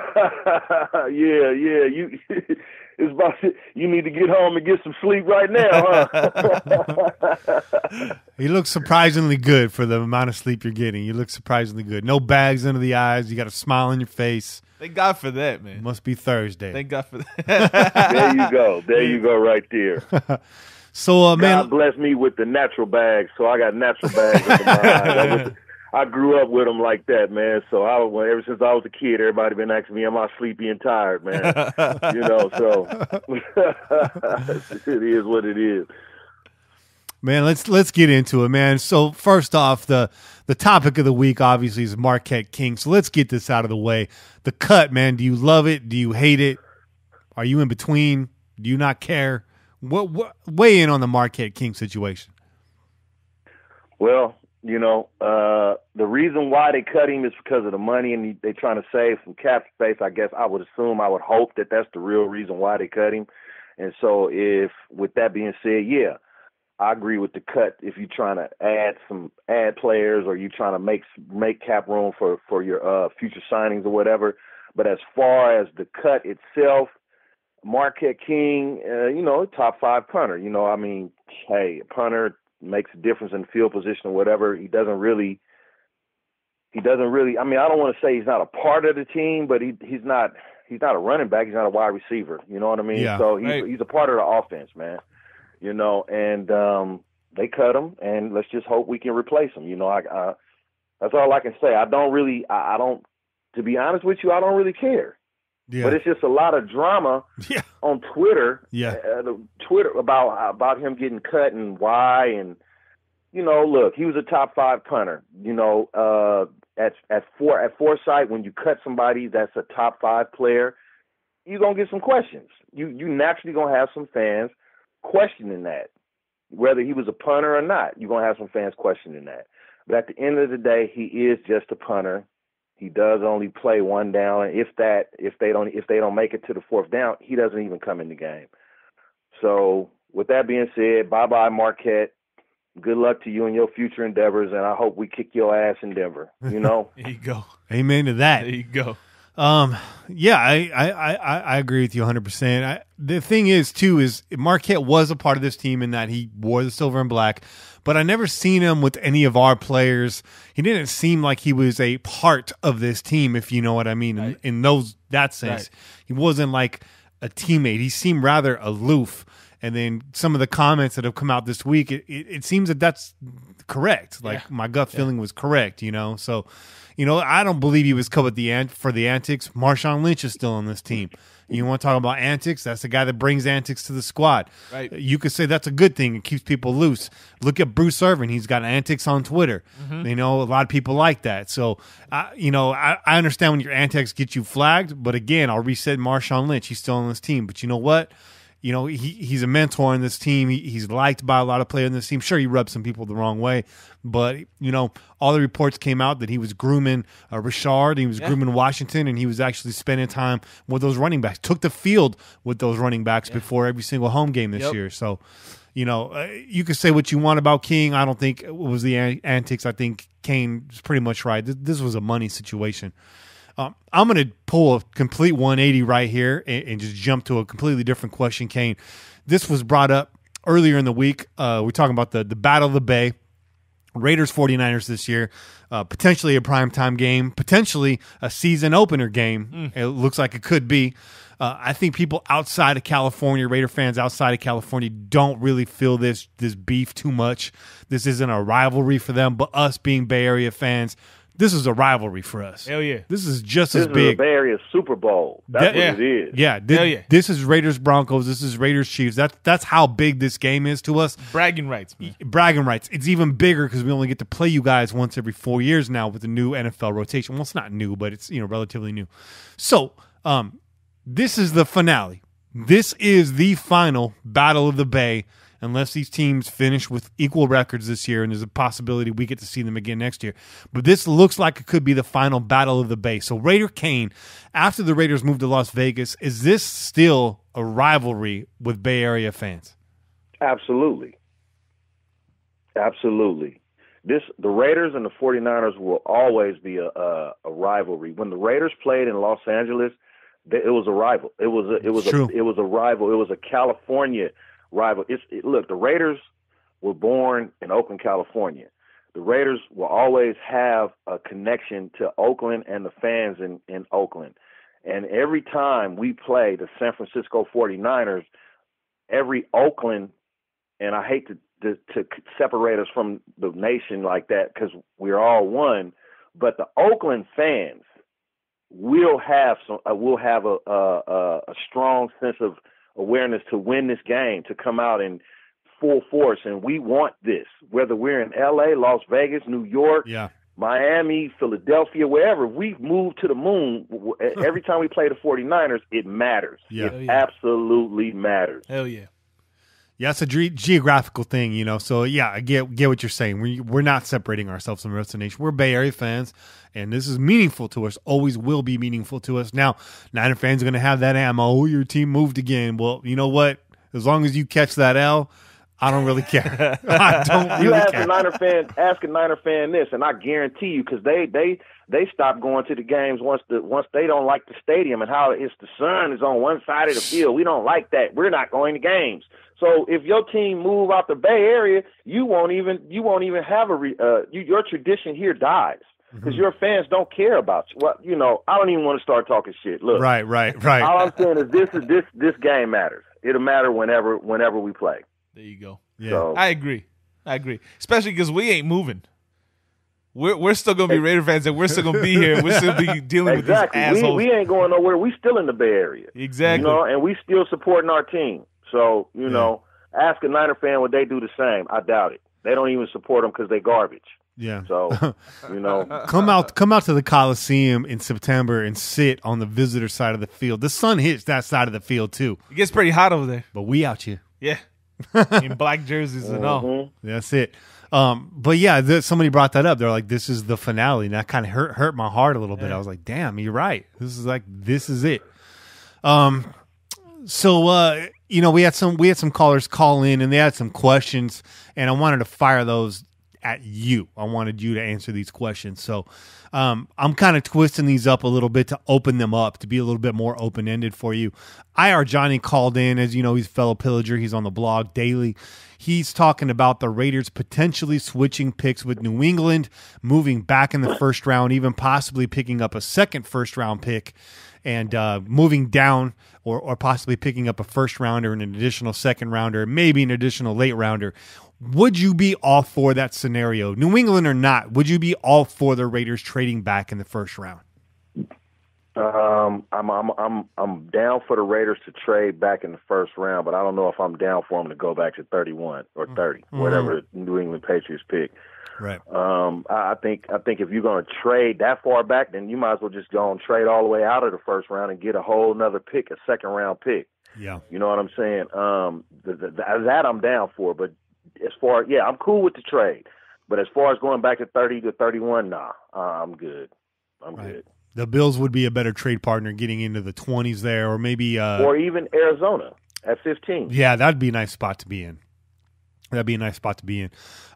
Next question here. Raider TJ called in. I'm not sure if this is TJ from the blog or this is a brand new caller, but he's saying that corner is not as big of a need as Raider Nation is making it out to be. Now, whether or not you agree with that comment, because I know you're big on Denzel Ward, what would be the biggest need on this team if it's not a cornerback? If it's not a cornerback, we need a good defensive tackle. We need some help up the middle. We need to help Mack and Irvin. So we need some. If what everybody's saying that Ward and they don't have any faith in MEJ or Vanderdoes, who I don't know why y'all don't have no faith in these young guys, but they don't. Then we should draft defensive tackle, with the earliest pick. If we don't trade back with the earliest pick, not at 10 though, but the earliest pick if we trade back, I think we should take a defensive. I think that to me is more important than a linebacker because honestly I think Bowman is still in the works. Bowman might be pulling one of these old vet moves where I don't want to go to OTAs. I don't feel like going to mini camps. I don't want to do all that shit. I don't need to do all that. You know what I mean? So he might just be waiting till the beginning of camp or in the middle of camp to come in to sign the contract and come on in. So I think Bowman is still in the works. We need to draft a linebacker in the first round. I don't think so. I think defensive tackle. If it's not going to be defensive back, defensive tackle. Yeah, and amongst defensive linemen, you got Davenport, who I believe is defensive end, actually. But Davenport, you got Vita Vea, defensive tackle. You got Maurice Hurst. Out of those three guys, who's your pick right there at 10 through 15? Who would you pick? Out of who? Hurst, Vea, and who else? Davenport. I don't like none of them.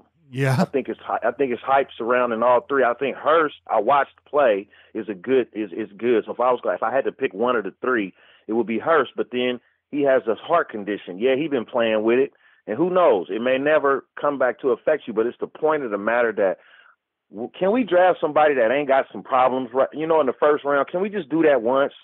You know what I'm saying? You started out with Hayden. You got all these guys that's got questions with their health.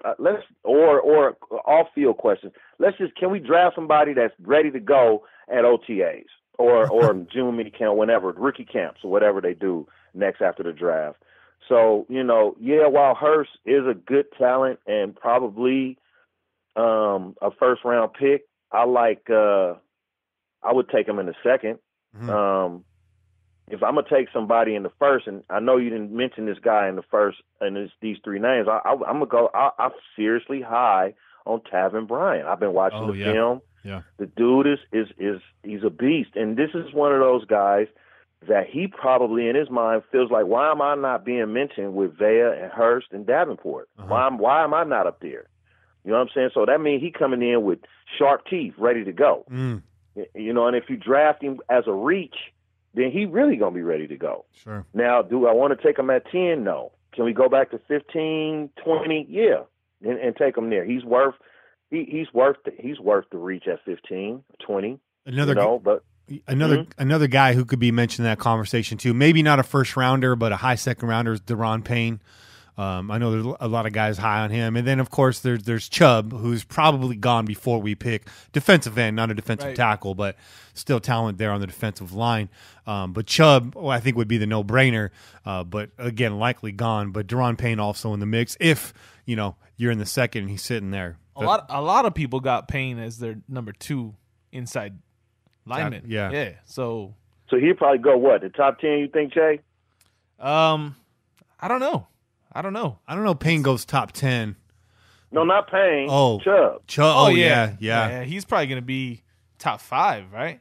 You would think so, but again, I don't know. With what happened last year, and then now with a lot of teams like just desperate to go to get a quarterback. True. Even though I don't think any of these guys are the answer for any team right now.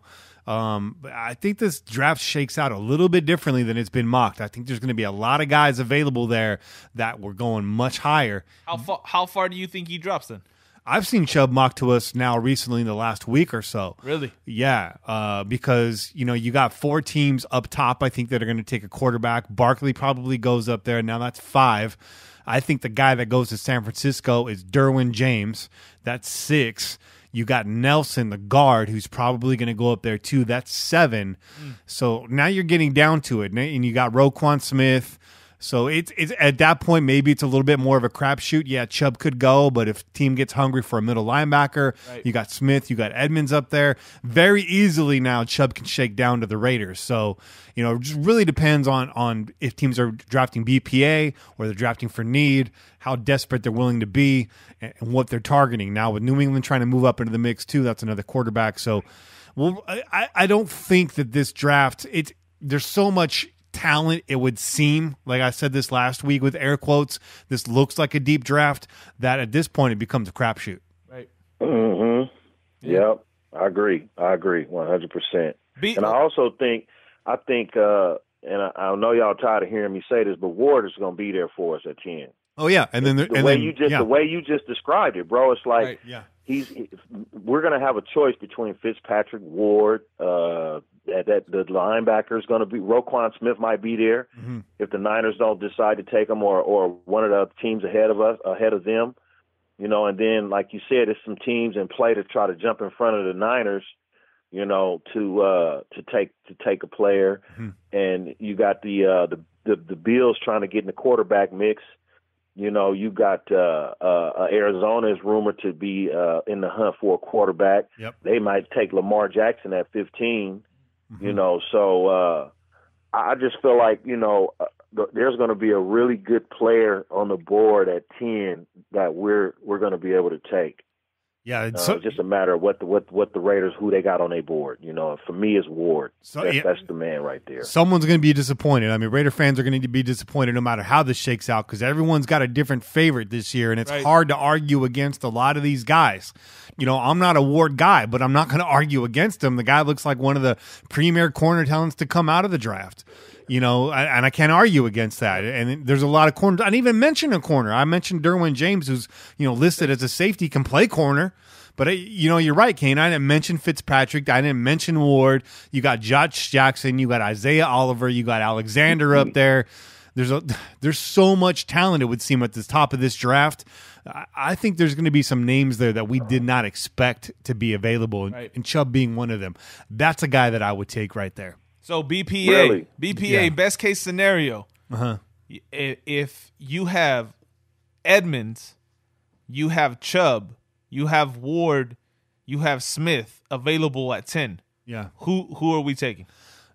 I'm going to take Chubb as a bookend to Khalil Mack, and now you free up Bruce Irvin to be more mobile again in that defense. You could put him down on the edge in a NASCAR package, move Chubb into the inside like on a third down. So you got all your best rushers down there on the line. You know, on first, second down, maybe you got Irvin on the outside rushing on the edge without his hand in the ground. You know, so I think that adds a little bit more flexibility now because I see Irvin as a versatile player. He's not, you know, the best at every assignment you give him, but he's a linebacker, so he can play like that. So for me personally, I take Chubb. But Cain, I mean, if all those guys are there, I know you're big on Ward, but taking him off of the list, who do you pick out of what you just said? Was it Edmonds, Chubb, and Smith, Roquan Smith? Who would you take, Cain? I'll probably have to agree with you and take Chubb. Yeah. I don't want a linebacker in the first round. Last time we did that, look how it turned out. Yeah, he ain't even in the NFL no more. You know what I mean? So PTSD. we just don't have a good track record with drafting a linebacker in the first round. Especially from Alabama, man. That's just, we're all shell shocked right there. Yeah, Right. I would have to say Chubb. Well, that's the one plus side is that Edmonds and Smith are not from Alabama. So yeah, that's true. That's true. That's very true. Yeah, that's true, right? Yeah. Yeah, but you know what though? To be honest with you, man, it's a lot of good players in this draft, and you know, if your player ain't there at 10, you can very well trade back and you can still get a quality player. You can even get a quality player in the second round. There's a lot of good players in this draft, and you can switch your game plan up. You don't even got to, say if you wanted to take a DB or a defensive end or a linebacker in the first round, and that's not, your choice isn't there. Well, you can go back and take another. You can go back into the second. There are going to be good running backs in the second. Yeah. There's going to be good. There's still defensive tackles. I say it's about 10 good NFL-ready defensive tackles coming out in this draft. Yeah, you know, and it's about 5 NFL-ready running backs that's coming out of this draft. You know, and I want to say it's about 8 or 9 good defensive backs that's coming out of this draft that all aren't going to go in the first one. They can't. That's too many people. That's too many players. You know, so I'm not really worried. My only thing is if it's a bunch of good players at 10, take the best one. You know, like y'all said, best player available. You know, hopefully it's Ward. Yeah. So, you know. And don't fall in love with any pick in the first round. There's too much talent. You take the BPA right there. Could still be a hard choice. I think what makes this draft is going to be rounds 2 through 4. That's really going to be the tell all. How we did in this draft is how well we did in mid rounds. Because like Cain said, there's going to be talent available there mid rounds in all those positions he mentioned. Yeah, what kind of steals can you get in those mid rounds? And tight end too. Important. Tight end's going to be there too. Yep. So yeah, there's a lot to be had in this draft. We can really improve the team this year, and this is just about 20 days away. Almost there, man. Mm-hmm. It's right around the corner. Yeah, 21 days. Right around the corner, man. Yeah. Right around the corner. It's coming, man. I'm getting excited, you know. So, but you know what? What I was thinking earlier today. What if we shock the world and take a running back in the first 3 rounds, one of the like Geis second or third round. On the second or third, yeah, I think that's highly realistic. You know, Ronald Jones could be there as deep as the third. You know, Borsilli has him going in the second. Rashad Penny's going to be there.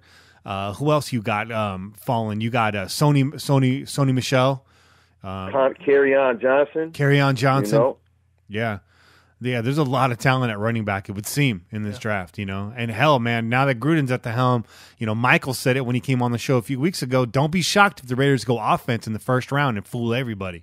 You know, if Geis is there. Okay, if we go offense in the first round, who do we take? Who's worthy offense-wise that ain't going to be there that wouldn't have been taken in the first 5 picks? It looks like Geis would be that guy. To me, that's the guy that I think. Reach at 10. At that 10, would be a reach at 10. Possibly, because you don't know the way that he runs, as physical of a runner as he is, you don't know how long he's going to last in the NFL. Right. And you don't know that he's just going to bounce off tackles in the NFL like he did in the NCAA. That is very misleading when it comes to college football. You see guys busting through tackles. At the NFL level, that's a whole different game, right? And we said the same thing about defensive tackles, rushing against offensive linemen. True. In the college ranks, it's a whole different story in the NFL. So, yeah. There's two baby beast modes in the draft that Ronald Jones the second and Kerryon Johnson are bruisers. Yeah, they are. And they're going to be there in the third round. Yeah. And I like Ronald Jones. Me too. And I like Kerryon Johnson. If you're trying to replace Marshawn in a year, there you go right there. Right. And you didn't have to do it in the first with guys at 10. And even Penny, who doesn't have he's not classified as like a beast mode type guy. He's averaged like 3.2 yards after contact, though. Yeah. He's shifty. Yeah. So, a lot of talent, man. A lot of talent. And bottom line is a lot of talent. He's from your alma mater. Yeah, SDSU, man. Aztecs? Yeah. Go Aztecs. Yep. You got sporting those Reds. Yeah, well, they didn't really. Colors. The competition, they don't really play nobody, though. You know what I mean? So True. It's like True. He was good, but he was beating up on subpar talent. So, I mean, he's going to be there in the 5th or 6th round. I guarantee you he'll be there. We could put some money on it. He'll be there in the 5th or 6th round. That's interesting. He's good, but he ain't first, second, third round talent. Not in my opinion. That's interesting. Now, when you got all these other running backs that's played much better opponents on their schedules for 3-4 years and been still tearing shit up. Right. So he was their whole offense. Yeah. That's a good point. So it's a good point. Marshall Faulk played against those same crappy teams too. Also a Saw good how point. He turned out. Touche. Yep, touche, my brother. I wasn't trying to knock your alma mater over. I was just saying, Before we get off of here, I just wanted to shift gears really quick. We were talking a lot about food earlier, and I know you're a connoisseur, Cain. I know you got good taste all the way from the finest dishes all the way down to the most home-cooked dishes. What's your go-to spots in the Bay Area for a good plate of food? Where do you go out there? Get your pens ready, people.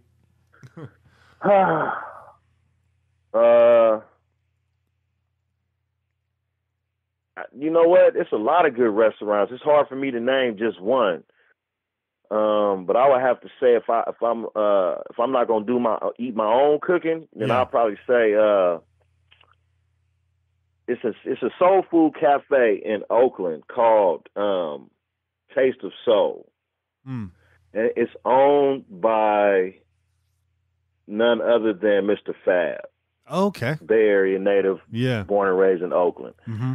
A buddy of mine, and I only ate there once, but the food was screaming. My partner was like, man, I'm finna go to Taste of Soul. Once you want something, I was like, all right. So I told him to order me short ribs, rice and gravy, greens, macaroni and cheese. Man, that shit was off the hook, bud.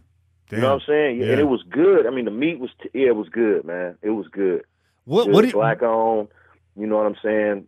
Black owned, black ran, and the food is, if you want some good soul food in Oakland or the Bay Area, that's where you go. Taste of Soul. All right. Noted. What are your thoughts on Everett and Jones? A lot of people hype that spot up to me. I went nasty. there. I didn't like it. That's nasty. Yeah. Right? I can cook better barbecue than that. See, you asking me the wrong questions, man. I'm a good cook. You know what I mean? So I know you're a good cook. Yeah, I know. So I'm not finna give somebody some props. You know what I mean? Like I was on the bar today on my way home, and I had to check these two dudes. One was like, "Yeah, we finna go to Hickory Pit for some barbecue," and the other dude was like, "I like Everett and Jones," and I turned around and was like, "Ugh, the both." Y'all man, y'all might as well pay me to come to y'all house and cook for y'all, man. You know what I'm saying? I could do better than both of them. The best thing at the Hickory Pit is the pie. They have good pie there. Everything else trash. They got good pie. What that tell you? They called the Hickory Pit, and you said they pie was good. Now, come on, man. Right. I'll go there for the peanut butter pie and a cup of coffee, but past that, I'm straight. Yeah, I went to Everett and Jones. People were like, "Oh, you need to hit up that spot." So I was over there, and I know there's 3 locations, but I was not impressed. That was actually some of the worst restaurant barbecue I've ever had in my entire life. First of all, you gotta know how to order from Everett and Jones, because what they'll do is they'll give you the end crispy burnt pieces of the ribs, the hard messed up burnt pieces of the links that they have that they're trying to get rid of it. You got to know you got to be in there and go, look, man, I want the middle of the slab and I want some fresh length. No, it's still nasty. Yeah, Even when they do that, it's still nasty. I got good pieces. It was just bland and it was just covered in sauce. Like, bruh, which one did you go to? I went to the one there on, I think off of University. Is that right? Oh, that's the one. That's the one right there. That's the nasty. Yeah, no, that's the one by my job. That's by my old job. Yeah, that's. I heard that's the worst location, but I was not. There impressed. is no barbecue restaurant that I would go to that I would not cook my own barbecue first. Yeah, there's not one that I know. Thank you for saying that, because I'm always disappointed when I go to barbecue spots. There's a spot up the road here in Morgan Hill called the Trail Dust, and that's pretty good. And they do bison ribs there once a week. Their brisket is fire, and they do a different spin on tri-tip. They're pretty good. I'll go there if I don't feel like making it. They're actually pretty damn good. So shout out to Trail Dust. But yeah, most barbecue spots I go to, I feel the same way, Cain. It's like I could have done this at home. I feel the same way about a lot of steak places too. You know, good point. Unless I go to like Morton's and I paid like a good $70 for a steak, which I'm not about to do. Right. I can make a great steak at home. I'll make a good steak at home. If you can make the same steak at home for like a third of the price, why would you do that to yourself? Yeah. Throw down $12, get a nice ribeye. Exactly. Slam it. Exactly. Like I especially you 100% correct about steak dinners, man. It's like I can cook a steak dinner my own self. You know what I mean? It's like I can buy a rib. I can buy 2 ribeyes for $20. Yeah. You know, so no, man. It's hard to ask me what my favorite restaurants. McDonald's, Burger King, Taco Bell. You know what I'm saying? That's getting out of that's thinking outside of my box. Because I already could cook good food. Now, if we want some nasty food, then yeah. Yeah. You know what's funny, though, with the food connoisseurs? I'm a connoisseur, you're a connoisseur, Cain's a connoisseur. We also love the junk food, man. Yeah, unfortunately. We do. I mean, you really can't argue with junk food. It's a craving that needs to be filled on occasion. And by the way, In-N-Out Burger got a brand new burger coming out this weekend. They got they got an avocado bacon burger they're about to drop over there. Wow, they going California on us. Okay. Yeah. Okay. So I thought that was interesting. Yeah. Yeah, I got to check that out. In-N-Out is slamming too, man. In-N-Out is good. It is. Hey, you know what else is a good burger spot that just came out? It's called Super Burger. You ever heard of it? No, I haven't. They started out in San Francisco, and it's I think one in San Jose, and then there's one in Pleasant Hill, not too far from my house. Okay. And oh man, I went there the other day, and excuse my language. It's messing with In-N-Out. It's messing with Nations. You know what I'm saying? It's got Nations. It's got In-N-Out, bro. You got to check it out. Google Super Burger. Okay. Yeah. I hit it up. Yeah, it's good. When next time you and wifey looking for something to eat, and you want to go for a short drive, well, damn, we far from each other, but you check it out though, man. Check it out. As you know, I'll be working in San Jose soon, so I'll hit up a Super Burger for sure. Hell yeah. Yeah, and then Nations, that's a good pull right there. That's some Bay Area shit right there. Nations. If you don't know what Nations is, you've never been to the Bay. And they don't sleep on Nations breakfast either. And their pie. They also have good pie. If I'm hungover and I'm in the East Bay, do have good go to pie. Nations. They do. And they got good hamburgers for 10 minutes. If it get 10 minutes past after it's cooked, it's no longer good. You got to eat it there. Don't take it home. Eat it there. You got to eat it right off the message. Say I'm eating here. Don't say to go because it's not going to be good. Yeah. I don't like getting food to go. It dies in that little carton. Oh, yeah, man. Yeah. Oh, yeah. All food dies, man. You know what's good, though? Y'all know what's good, and y'all going to probably agree with me. A Big Mac. A Big Mac is good. Nothing tastes like a Big Mac, but a Big Mac is good, man. I don't care what. It is good. I put my fries on the Big Mac too. I stack the Big Mac up with the French fries. That's how I get down. And the rest of the Big Mac, easy on the sauce, extra onions, extra lettuce, and you know what I tell them? Special order Big Mac. Make mine fresh. I'll wait to 20 minutes. You know what I mean? Okay. Tell them that one time. Say, make mine fresh. I'll wait. And then eat your burger. Oh, you're going to be like, I'm in heaven. Heaven. I'm telling you, boy. What? Yeah. People talk a lot of shit about McDonald's, but you really can't fade McDonald's, man. When you want McDonald's, you want McDonald's. The French fry is on hit. Vanilla shake on point. Big Mac is a classic. They got the extra size Big Mac now, too. You know about that? Yeah. The Grand Mac. Oh, yeah. Okay. Okay. Yeah. But if you want some good McDonald's, and y'all don't take this personal. Please, no one take this, but I'm finna say personal. But if you go some good McDonald's, you better go to where white folks running that shit. Everybody in there white. You know what I'm saying? Your McDonald's gonna be screaming. Your McDonald's gonna be off the hook. They care at McDonald's where it's all white people. Hey, listen, I'm sorry.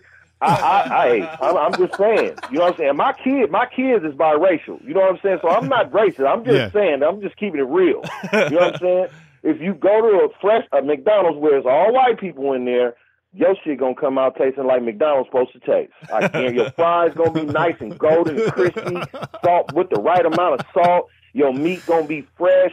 You ain't gotta tell them fresh. It's gonna be fresh. You know what I'm saying? Watch. They love to see you smile. That's why. There you go. Go to a McDonald's way out somewhere in like Apple Valley or some way out where nobody else. Yeah. Oh, yeah. Eating good in the neighborhood. You heard it here first. That's it. Well, that's good to know. I don't think I've ever been to a McDonald's owned entirely by white people. And I'm white people. Damn. I'll be on the lookout for that, though. Damn it, Cain. It was good having you on this week. Always. Hey, it's always a pleasure, man. I love being on with y'all, man. It's always a pleasure. I look forward to this shit every week, man. Hell yeah. Hell yeah. Yeah. Well, we're going to hit you up again next week, and hopefully we got a little more news to talk about between now and then. If not, we'll find something to talk about like we did this week. That's right. That's right. I'll tell y'all what Burger Kings to go to next. There you go. Stay tuned for that. For sure. Yeah, so I'll holler at y'all brothers next week, man. One love, man. All right, brother. All right, peace. All right. That was good knowledge right there. And now you know, and knowing is half the battle. Now I want a Big Mac real bad. You know the Big Mac's the only burger over there that has the sesame seeds on it, right? Have you noticed that? That's true. Whereas I don't think I've ever paid attention to that, but that is true. Yeah. That is true. A lot of people don't mess with the sesame seeds. What I was gonna say, man, is the regular ass cheeseburger. Mm-hmm. There's something about the regular ass McDonald's cheeseburger. It's the onions. That's it. You open that motherfucker, it don't have anything in it. No. It's just a ketchup, onions, Pickle. cheese. Yeah, pickle, cheese, meat. Yeah. You can miss me with the ketchup, though. I can't fuck with the ketchup. But that shit's addictive. It's the onions, man. It's the onions. You can kill like a good 10 of those if you're in the right mood, man. Oh, I've done it. You know what I've done? I get the McChicken, and I've gotten a cheeseburger, and I take the non-cheese side bun off of each one, and then I put them together, and it's a bird and a cow, and I eat that at the same time. A bird and a cow. I've also ordered 2 McChickens and make those a double-decker. I've also done that with the McMuffin. That's what you do when you're fat. But I'll push sandwiches together. My brother used to work at McDonald's back in the day, and he used to make his own shit in the back. He would take the chicken strips when they first came out with the chicken strips. Oh, he yeah. used to take the chicken strips and he would put those in a sandwich. Oh yeah, Yeah. That Instead of sounds having the McChicken, he would take the strips, put them in the fucking bun. I also mess with the filet of fish. The filet. Hey, if any Mexican listening right now that's Catholic knows about the filet of fish, because when it's Lent, man, that Friday comes around and you can't eat no meat. Mm-hmm. You can go have yourself a filet of fish. Now, we were talking off air. You just mentioned Catholics, and you had mentioned a snack mix that is off most people's radar. Yes. And that's the Gardettos. The Gardettos, man. Because they got those rye crisps in there. The rye crisps, man, they're nicely salted just right. Perfect. They set it off. That's the only thing I want to eat out of that bag, but there's a bunch of other stuff in there, so I got the rest of the bag is trash. Yeah. And they know it because they put out a bag that just has the rye crisps in it now. That's what it's all about. And so you had mentioned Catholics, and I said, if they started using that rye crisp as a Eucharist, I might go back to church. And they can call them Gardettos. The Gardettos. God damn it. I mean, Dettos. Gardettos. You got to get Friskies on to record that one, man. Yeah, Gardettos are pretty fire. Hell yeah. What's another snack that's kind of gone by the wayside? Combos. Combos. Hey, I still mess with some combos here and there, man. The frosted circus animals, bro. When the real fat boy inside me wants to come out and he sees a bag of combos on the way out, because they put them in the aisle as you're checking out. Yeah, they like to put them right there, and you're like, oh, The pizza combos. The pizza combos is where it's at. And then you got Bugles. That's another cutty snack. I was never a big fan of the Bugles. I like the cheddar Bugles. They got a nice crisp to them. But the frosted circus animals. Oh, yeah. Fire. Oh, yeah. You got to mess with those. The pink and the white ones? Yes. Yes. Frosted with the sprinkles? Yes. You got to, yeah. If you ain't fucking with those, then you don't know nothing about snacks. And I don't recognize a single one of them. That don't look like any. They all look like an alien ass creature, man. It doesn't even matter. They taste good. That's all that matters. I've yet to go to a circus that has a camel in it. Do you know what I'm saying? This is true, right? I've eaten at least 100 camels out of those where's packs. Where's this circus taking place, man? I have no idea. This is like back in the days, man. Camel, man. Mother's cookies, though, the taffy cookie, it's the one that looks like a piece of 1970s furniture. It's like brown with the ridges in it. Yeah. Also fire. Yeah. Dip those in milk. There's a lot of good snacks, man. See, now we've touched the inner fat boy in this, man. Yeah. One last snack tip. Don't buy brand name Oreos. Buy the generic Oreos because it gets softer quicker. Okay. I grew up on Hydrox, which sounds like a cleaning product. Okay. That's a generic Oreo. Yeah. I'd be a little suspicious about eating those ones, man. Yeah. And then there's, Am I about to wash out my shirt with this? What do I take this cookie and rub it on this stain right here and it pops right out? Hydrox. I don't even think they sell those anymore. What's Oreos? What, Nabisco? Yes. I think Hydrox might have been Sunshine. Okay.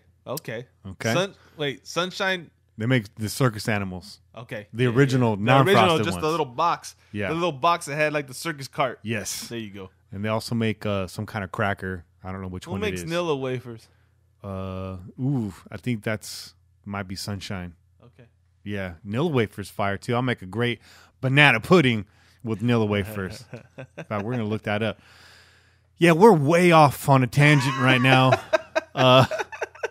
Nabisco makes Nilla wafers. There you go. Yeah. So let's But try I'm sure Sunshine's got a bootleg version of it too, man. They probably do. They got to compete. I love Nilla wafers. That's some southern stuff right there. I take a bunch of Nilla wafers, put them at the bottom of a glass, pour milk over it, crush those puppies up, chug the milk, and then dig the Nilla wafers back out with a spoon. Fat boys are going to love this episode. As you can tell, yes, sir. We have been there. And we'll probably be there again at some point in our life. I'm going to break this diet. I'm almost there, man. You ready for the ICU segment? I see you. You're ready. So this one's going to be a bit meta. I was going to spend time on Marquette King, but I'm done with that guy. We've said everything we need to say. So this actually relates back to ICU, but you got to kind of follow me down this trail a little bit. Okay. Lead us, man. So PFF Draft put out their mock draft 4. This is their version 4.0. Okay. What's up with that? First of all, time out. What's up with the 1.0, 1.5, 2.0, 7.3? Why? How many mock drafts are you gonna make, bro? I don't know. So did you say 7.3? Yeah, man. Come on now. Getting fucking ridiculous. I go on. It's like Bucky. What's his name? Bucky Brooks? Is that his name? Or I don't know, man. Somebody, man. On NFL.com. They're like, he's put out his 3.0 version of the mock draft. I'm like, come on, man. Like, if you really like, just put out one mock draft, man. Let somebody else say something, dude. That's why we waited to talk about the draft, bro. Come on, man. So anyways, PFF Draft, they put out their mock draft 4 is out. They went 3 rounds in this one. And in this one, they got Bradley Chubb falling to the Raiders. War Crimes, who follows us, and we follow him. I do believe. Let's make sure that's happening. Yes, we are following him. War Crimes, he says, speaking of Chubbs, when do I call a doctor? 4 hours? Our response is, I'm sure there's better prospects in your contacts. Meaning, if that thing's lasting for 4 hours, wait to call your doctor. We can do better things. He says, stay out of my favorite contacts, you damn hacker. And I said, I'm just saying, exhaust all options before going to the doc with that thing. Right? And so this is kind of explaining what we mentioned earlier. His final response is, Che, keep crooning, I see you on the pod, and he might get at it. Okay. See, and this is what I was saying during the break. I was like, yo, you gotta inform me where this is going, man. Because you said, "Oh yeah, man." Somebody said, "I'll hit you up," and I was like, "Well, I thought maybe you were talking about a little hook. Somebody wanted a hook or something." Come on now. No, sir. He wants to add you to the roster. Yeah, get on that. Get on that out of here, man. No. No. None of that. But War Crime's just playing. He's actually a good follow. Go give him a follow. He's only got 80 followers, and according to his bio, he doesn't give a about your feelings anyways. But no, go follow him. He's good. He's very interactive. We follow a lot of folks on Twitter, but my favorites are the ones that actually are interactive. You know, we post something. Man, you got to go respond. back and forth. Yeah, so I like that. That's what it's all about, the conversation. But I see you starting to yawn now. That was a little yawn. So I do actually have to be up early in the morning myself. Not through the night, though, to be fair. So let's move this along. Let's do it. Shall we? Let's do it. Yeah, let's do it. So let's give our shout-outs. I got a lot of shout-outs this week. By the way, if you're wondering where all these shout-outs come from, these are the folks that follow us during the week. And so we appreciate all you guys for following and joining this pirate ship. So Most definitely. Give you guys a shout-out during the week. Hell yeah. So if you want to get a shout-out, come follow us. There you go. You're in charge of the IG follow shout-outs. Yes. From now on, Okay. By the way. Okay. So just take notes. All right. Shout out to Silver and Black, Empire, Mindcrawler, Scott Oakletree, OG Todd Monday, Tim Maddox, Amari Pooper, Shane Greeny, Michael Prado, Jose Juarez, Raiders Cove, Wendy and Tennessee Raiders. Wendy, the Tennessee Raiders fan. Silver and Black is back. Rack Del Gio, My Two Monkeys, Mac number 52, Aldo Bracco, Andres, Mike Ratana, Crow, shout out to Lawrence Palmer, Juan Moreno, Daryl Johnson, John Davis, Stephen Lee Hamblin, Chad Glass, Elijah, Joe June, Ormy King, Shako77, shout out to Chris Wysong, Jake Davis, Michael Preller, Raider X, Clapback Raiders, Justin Messelheiser, Shar Tatum, Jay Bradley Calkins, Anti-Owen, and JMon707 on Twitter. Thanks for the follow, guys. That list is getting bigger every week. Yeah, it is. What are you smiling about over there? There was some tricky ass names in there, man. I did all right. I don't know how you got them out, man. You did really good, man. Something Heiser. What was that? I don't know. I just kind of blacked out for a minute and got through that. I probably got Messelheiser. Yeah, there you go. I might have got that wrong. I definitely would have said that wrong. That sounded pretty legit to me. I think you got it right, man. I think you nailed it. Well, shout out to me, and once again, shout out to you. Shout out to Cain. Yeah, man. Shout out to Eddie Borsilli for coming on. Shout out to Eddie, man. That was great. Tremendous. Yeah. And shout out to Motown, man, for keeping the tweets alive, man. He's a member of the fam now. Hell yeah. He's part of that crew, I think. Hell yeah. You're going to see some of these guests that we've had on the last 3 months come back through in the last 3 months. And it's not because we're running out of guests. It's because we have fun and we want you back. These are good guests. Mm-hmm. What are you complaining about? Right. Yeah. I don't think anyone's complaining. Exactly. I'm just saying. There's nothing to complain about. So they're coming back on. That's it. That's it. And shout out to all the pillagers. I know you guys, again, I'll reset this. You guys like to talk on Twitter and IG and whatnot. Facebook. I'm dead on Facebook, but come on over to pj4f.com and dive down in the comment sections. Lurk it for a little bit. See what you think. There's some wild stuff that goes down, but everyone's always willing to talk Raiders. If they're off topic, go in there with the Raiders take. Switch it right back to Raiders. Please do me a favor and do that. Yeah. But we need some fresh blood in there. We got a really large community, and we want to welcome everybody that wants to join us. So shout out to all the longtime pillagers that have been there holding down this community and making this podcast what it is, because if it wasn't without you guys, we don't know how far we get. We had that privilege. Day one we started the show, we had an installed fan base, and we're very thankful for that. Hell and yeah. you guys remain loyal, and I'm going to get to see a lot of you out at the games this year. So, Twitter is cool, but on pj4f.com, it gets real. We actually fly people out from across the country. There you go. We got folks on there in Beijing, in London. We're going to see these folks. You know what I'm saying? I'm going to fly out to you. JFB, I see you every time I come to Albuquerque. We have a beer and a steak, and I love that, man. Dope. It's cool. Dope. You know what I'm saying? So that's what it's all about, yo. It is. That's what it's all about. And again, shout out to Jesus Raider Jim and 303 Raider. Prayers go out to you and your family. Yes. Jim, who lost his mother this week, and 303, whose mother-in-law is in critical shape right now, it sounds like. So pray for you guys to get your hope. And shout out to your little one, man. I got to see Amaris this last week, and she's really growing. She's a cutie, man. She's amazing, man. She's a little squeeze machine. She's moving all over the place too, man. She's got her full on crawl going now. So we're like, oh no, it begins. I'm gonna get that stopwatch out, start running 40 drills. Man. We got a baby proof like a you know what? Yeah. Yeah. Baby proofing is in full effect. How's the cat doing with that, by the way? The cat. This is a little sad subject for us. We had to go ahead and move on the cat into his grandmother's house. Oh. Yeah. So he went and joined a whole house load full of pets. He's not suffering at all. Okay. He's actually living life pretty well right now. Good. But yeah, we had to get him out, man. He got depressed on us. Really? Got depressed, started losing weight, started chewing his hair off. Damn. Yeah, he got really down, and I think it was just the amount of stuff that was being brought into the house. Yeah. All the baby stuff. That used to be his house. Uh-huh. That was his stomping grounds. Right. All of a sudden, he was in a little corner, and and baby stuff was everywhere. He's like, who's this hairless freak?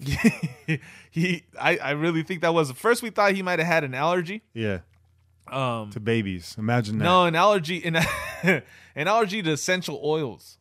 So we were trying essential oils to get rid of some pests instead of using, toxic stuff. Yeah. And we used eucalyptus, and apparently cats are allergic to eucalyptus oil. Did not know that. So keep that in mind. Don't use eucalyptus oil around your cat. You might freak out. Well, I'm allergic to cats, so that's good knowledge for me. So you can keep the eucalyptus oil on you. Yeah. And they'll stay away from you. I like that. Damn. Or give them a little bit of payback. If you're going to be itchy, they're going to be itchy too. I'm going to just bring a spray bottle with me. But yeah, so he's over there, but we see him on the regular basis. That's see cool. him on the regular basis. That's cool. He's doing good. Yeah. Yeah. Your cat's wild, man. Always trying to follow me into the bathroom and stuff. A little too personal, bro. Got any shout outs this week? Oh man. Shout out to my lady. Mm-hmm. She's been busting out the classes in the middle of the night. Yeah. Your lady teaches English to Chinese students online. Online, yeah. So these students are living in China, and you can go hit it. You the real MVP. Yes, you are the real MVP.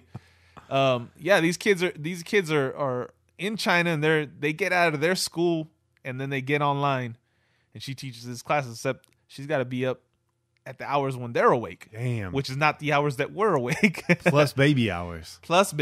So she gets done with that. Then she's able to get in, maybe if she's lucky, 2 hours once she stops, because she'll cut off at 6 o'clock in the morning. She'll be up from like 3 to 6. Yeah. She comes to bed, tries to get in a couple hours before baby's awake.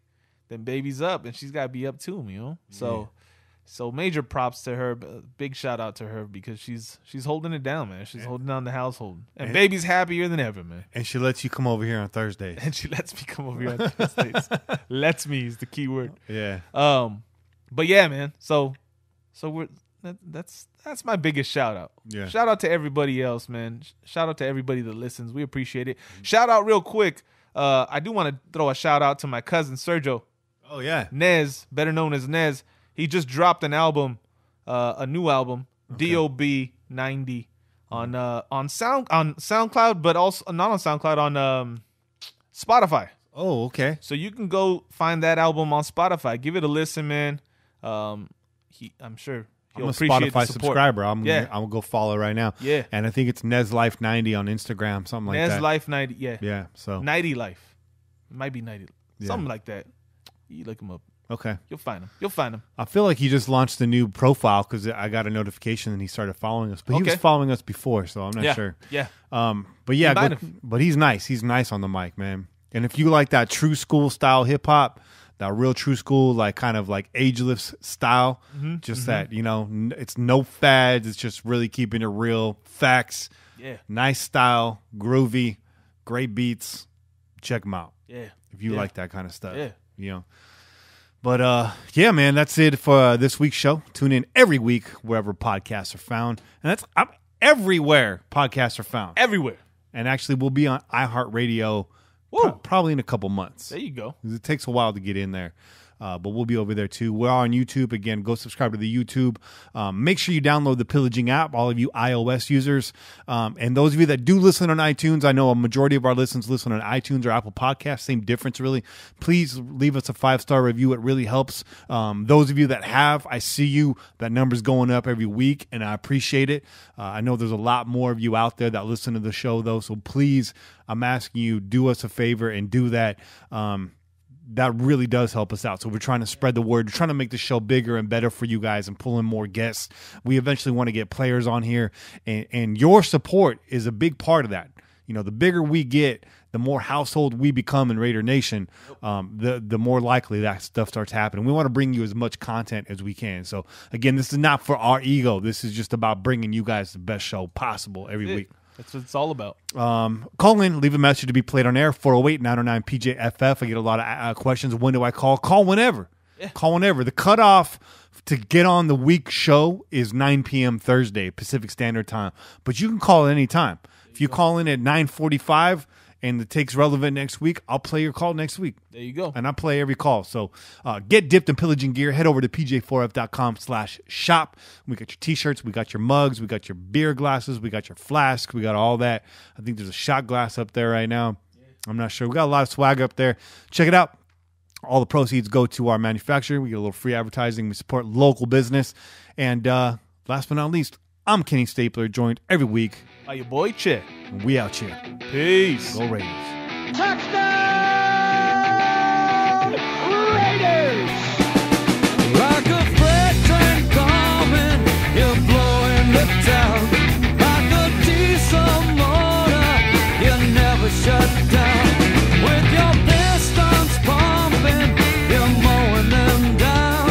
It's a sight to see. They all lay their money down. When you're gone, mama, hell, you ain't acting right. When you're gone, mama, I can still see your eyes. When you're gone, mama, this'll be my last goodbye. When you're gone, gone,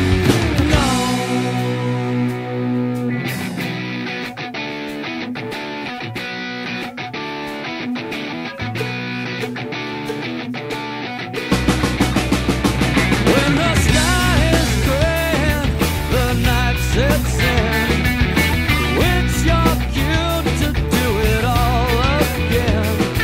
Until the next time I hear your name, or write this sign to now my thoughts to remain. When you're gone, mama, I'll be missing you. When you're gone, mama, I can still see your eyes. When you're gone, mama, this'll be my last goodbye.